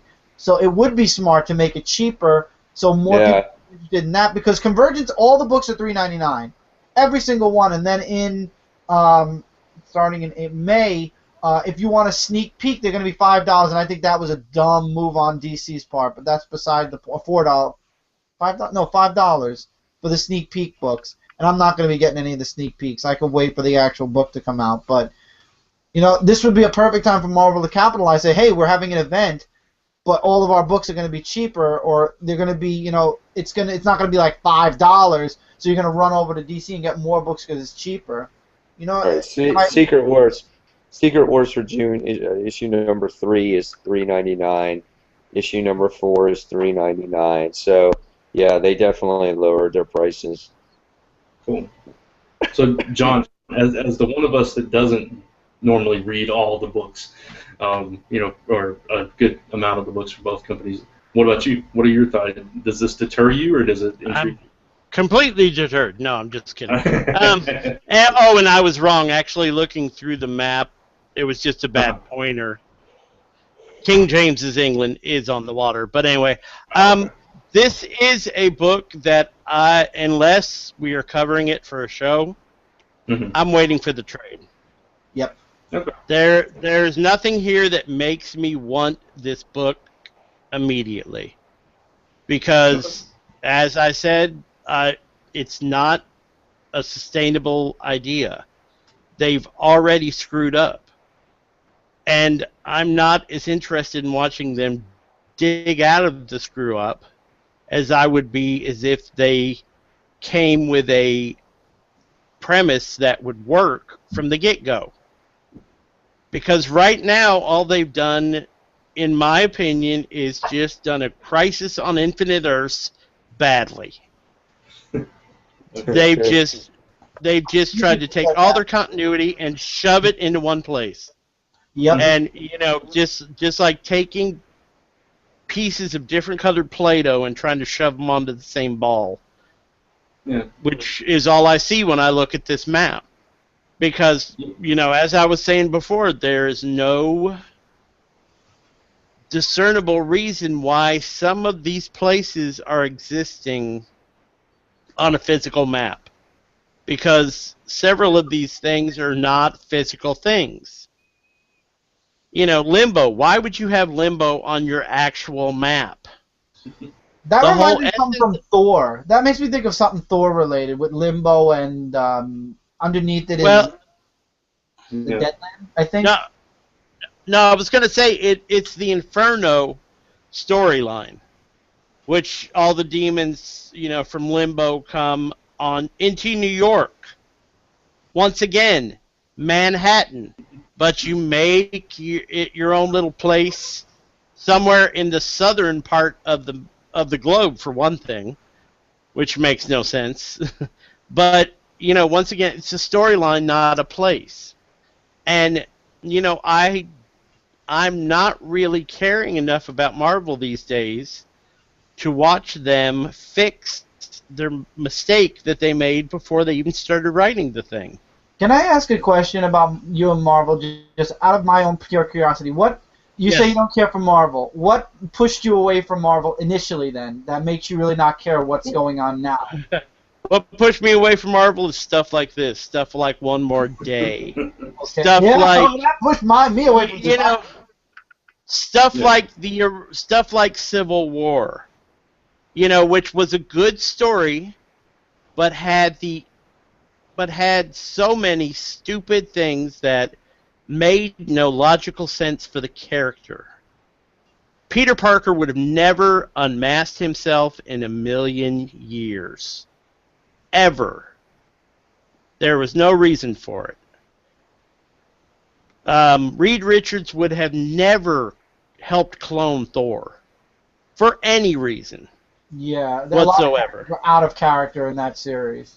And upon finding that the Thor clone had killed his best friend's friend, Reed would have gone out there with some Rob Layfieldian gun to blow Thor away. I mean, you know, it's just stuff like that that makes no sense that Marvel's been really guilty of a lot. Now, you know, conversely, they've had a lot of good stories, but, you know, so much of it is mired in dreck, and so much of it is couched within these ridiculously long and unnecessary story arcs or these big events. You know, it's just not worth my time anymore to try to discern how they screwed up, you know, a character this month. I would rather wait for the trade and then see the screw up and the fix all at once than have to sit through a year of singles.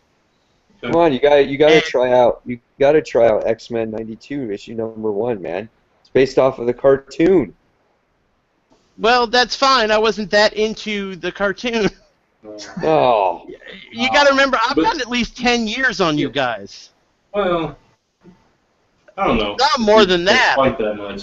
On I'm Mike, at least. 47, you know. I've got at least 10 years on most of you guys. So, I'm the cartoon 40. was after me in a lot of ways. I'm 40. Yeah. I mean, I was much more into the previous X-Men cartoon than I was into the '92 cartoon. Wow. But you're also more of a DC guy too, admittedly, right? Well, admittedly, I've always been 52, more of a DC yeah. guy prior to the New 52. Yeah, but I could tell what turned you off to DC. You don't even need a question. Yeah, we all know that. Anyone could answer that for you. Yeah, we all know that story. It's very easy to tell you what turned me off of DC. Yeah. 5 years ago.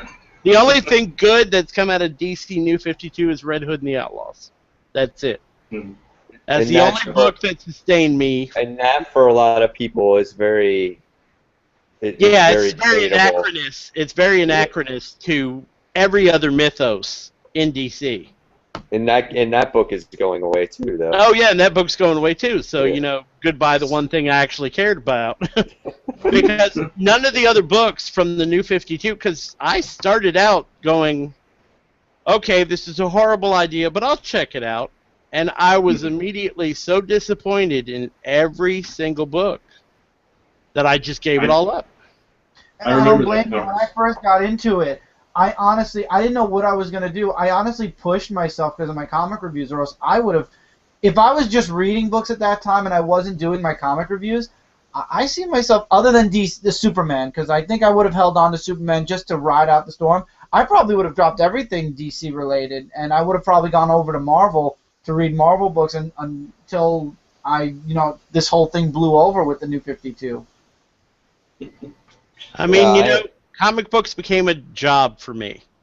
They used to be fun, and I've been doing the job of comic books for many years now, but it became a job to have to read the books, and that's when it all lost its luster for me.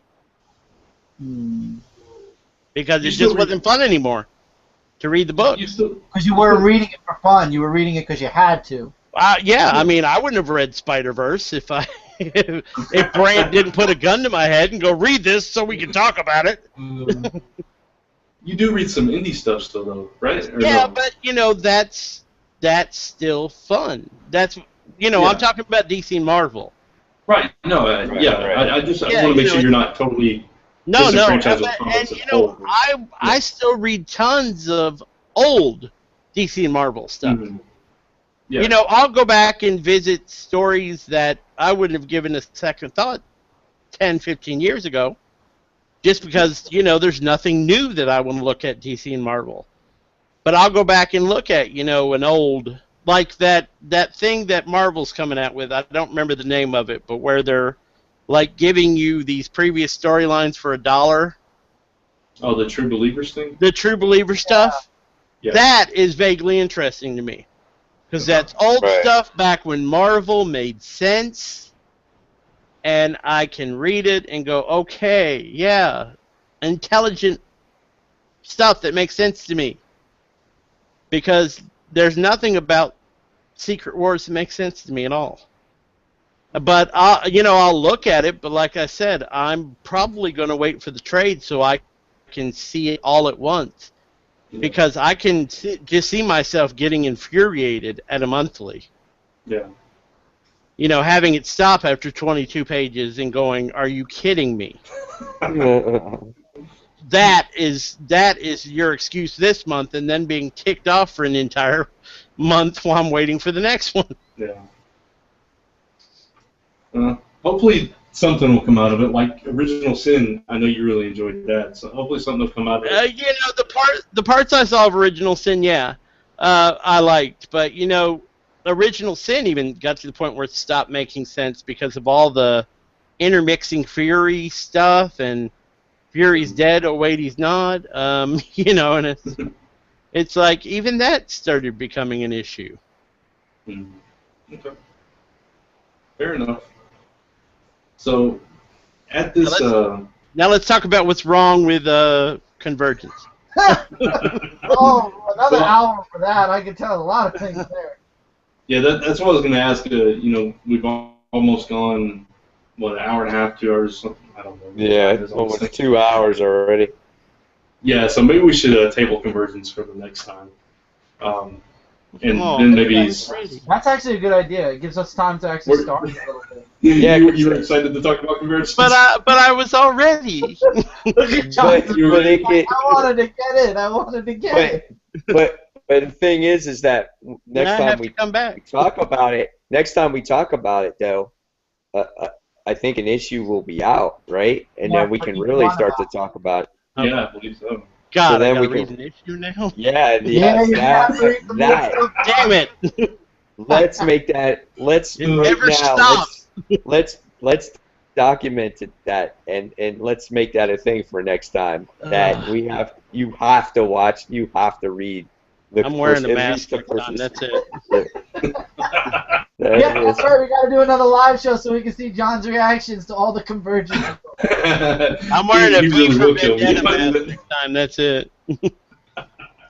So we'll say that. Okay, well, that's fair enough. We'll get masks for the next show. Like that. I think that will be fun. So then we can really talk about it then and see. We'll have a better picture of it at that point. Oh yeah. Then I'll be really pissed off. Yes. There we go. I can't wait. Is it next month already? I want to see John rip it apart. Oh yeah, I mean, right now just the concept is pissing me off. When I actually read the book, and it doesn't win me immediately, you'll hear about it. It's Oh, over. I can't wait. All right. Brant, you just Brant, set up an awesome show for next month.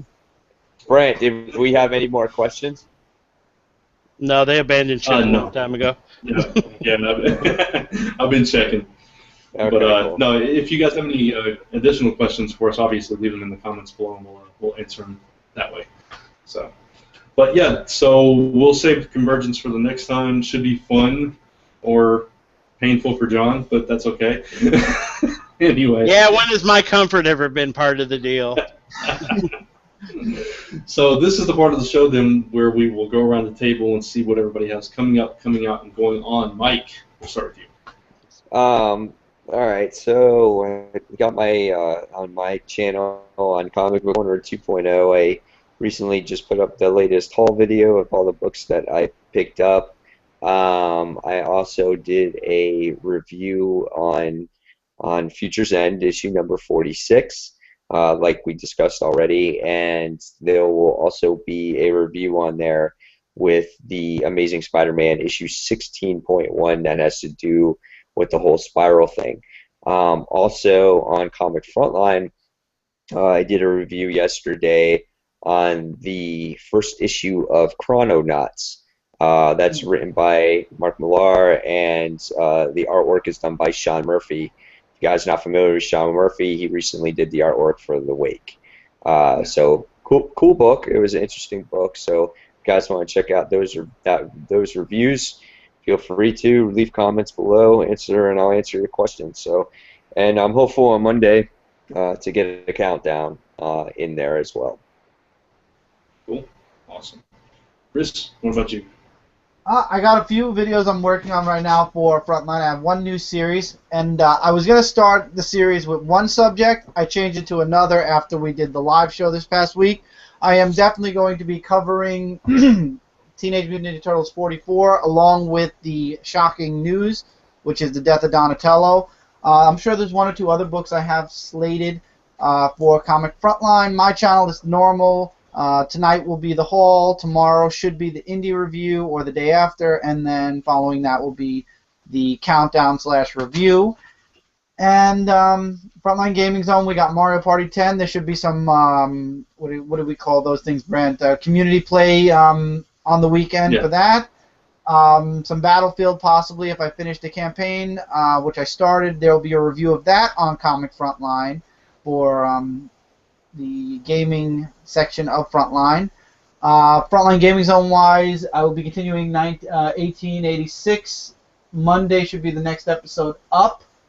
Now that my schedule for work is gone back to its normal, I have a lot more time to do stuff. And then, of course, there's stuff I'm not allowed to talk about for now, but I'm getting edgy about it and can't wait. A lot of the announcements will be on a nice amount of the announcements will be on Dark Avenger Live 45. 2 weeks. Thank you, John. Yes, 2 weeks now. Thank you. It's true. 2 weeks now. 2 weeks now. Thank you, John. So. John, you and I sound alike now. But anyway. No, John was doing this. I didn't hear you, Brant. I just saw John doing this. Oh, okay. Okay. I didn't hear you. I was doing this and avoiding doing this because it's still 2 weeks. Yeah, John was doing it too.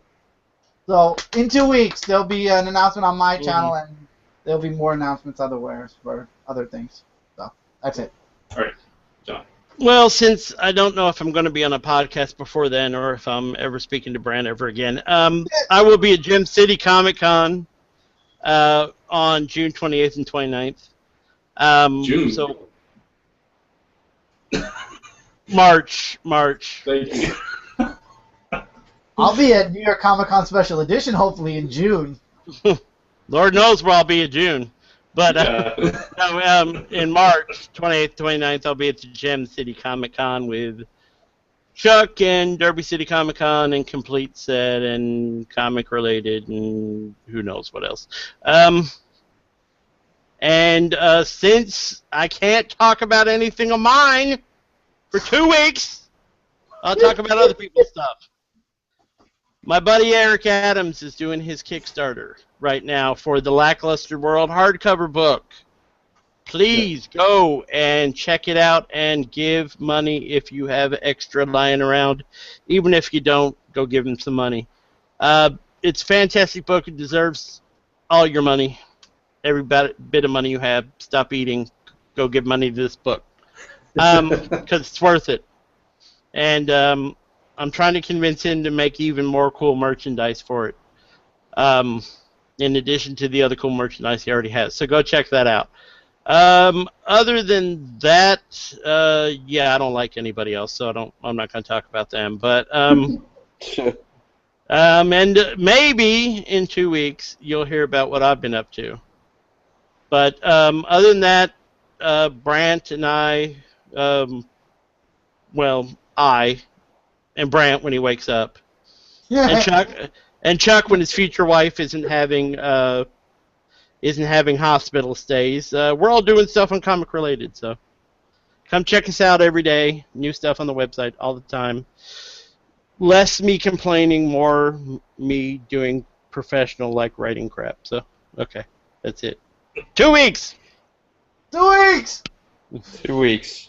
You don't have anything, Mike. What are you 2 weeking about?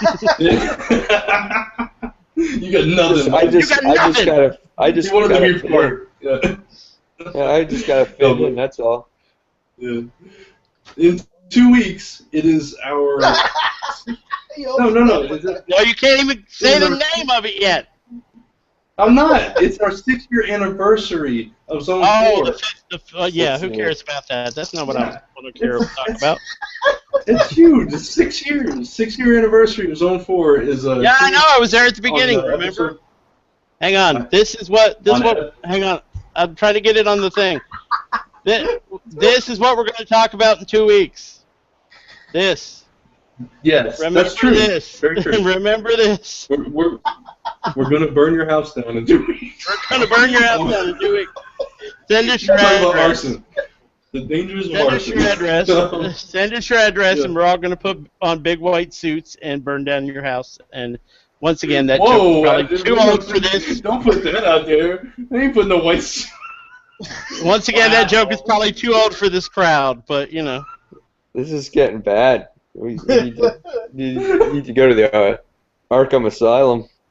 There was a song called "Burning Down the House" in the '80s. The guy wore a big white. Oh, never mind. Yeah, remember we're too young. I quit. I am Groot. I'm Groot. Anyway. Wait, now I'm Groot. 2 weeks. 6 years. Okay. You're Groot. Dancing baby Groot. Episode 305, Zone 4, 6-year anniversary, 2 weeks episode. Like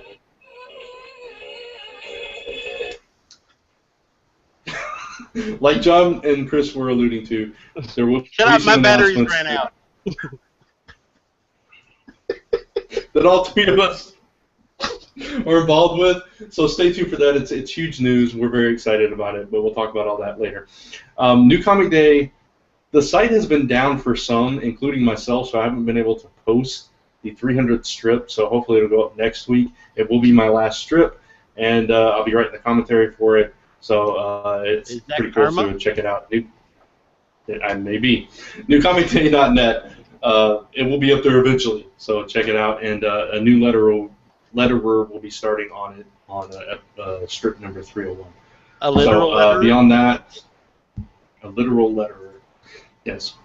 All the listeners of Zone 4, the regular listeners, or the legionnaires, should I say, they're going to be like, what the hell is going on this show today? I know. They're going to be hearing all this weird stuff, dancing Groots. You know, they got listeners. You got to be reminded that this particular show is live on YouTube. So there's some odd things going on right now that you don't see. No, if they're regular listeners, they've heard worse than that over the years. That's true, very true. If you are listening to this, either via Comic Frontline, Comic Related, iTunes, whatever, the video version of this is on Zone 4 Podcast on YouTube. It's the Zone 4 channel. So go check it out, and you can see all this stuff that you have no idea what's going on and why we're laughing and being so crazy. So, it won't make any sense to you anyway, so don't bother.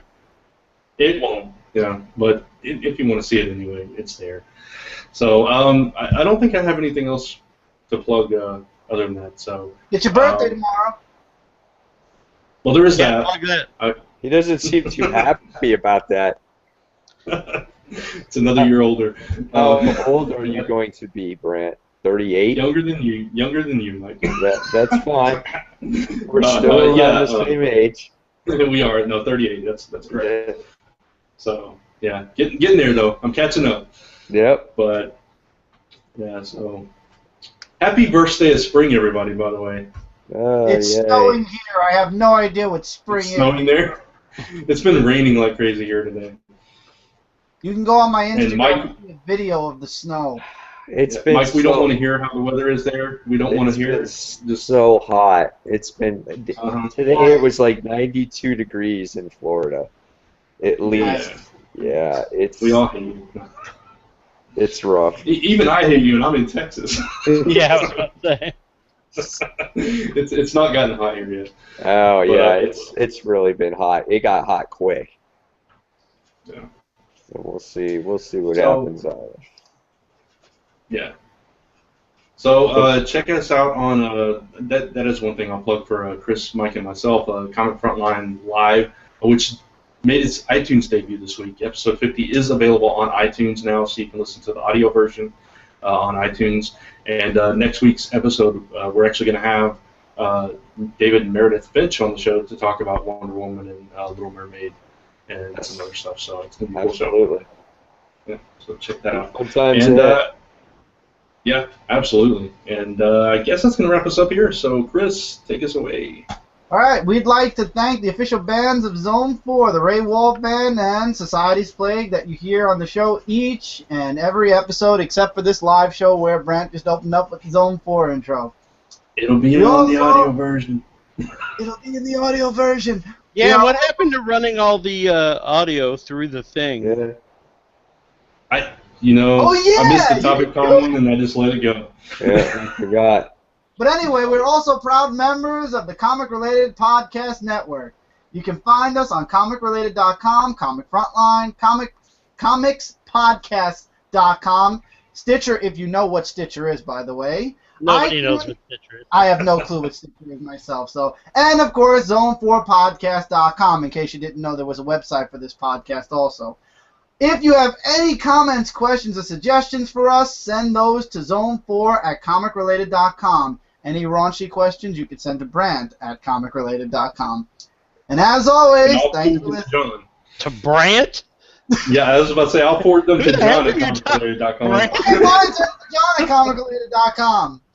That's like sending a nun a porno, for God's sake. I'm still waiting for those underwear that he's supposed to be getting, those superhero underwear. You know, he'll give you his I'm address. not talking about that again. Okay, fine. You are now leaving Zone 4. And everybody Underwear! said, thank God. Bye, everybody. Bye, Bye. guys. DFTBA, Nerdfighter. 2 episodes from now, when John goes postal over Convergence at DC. Hell, John's not going postal, he's going FedEx. Good night, all.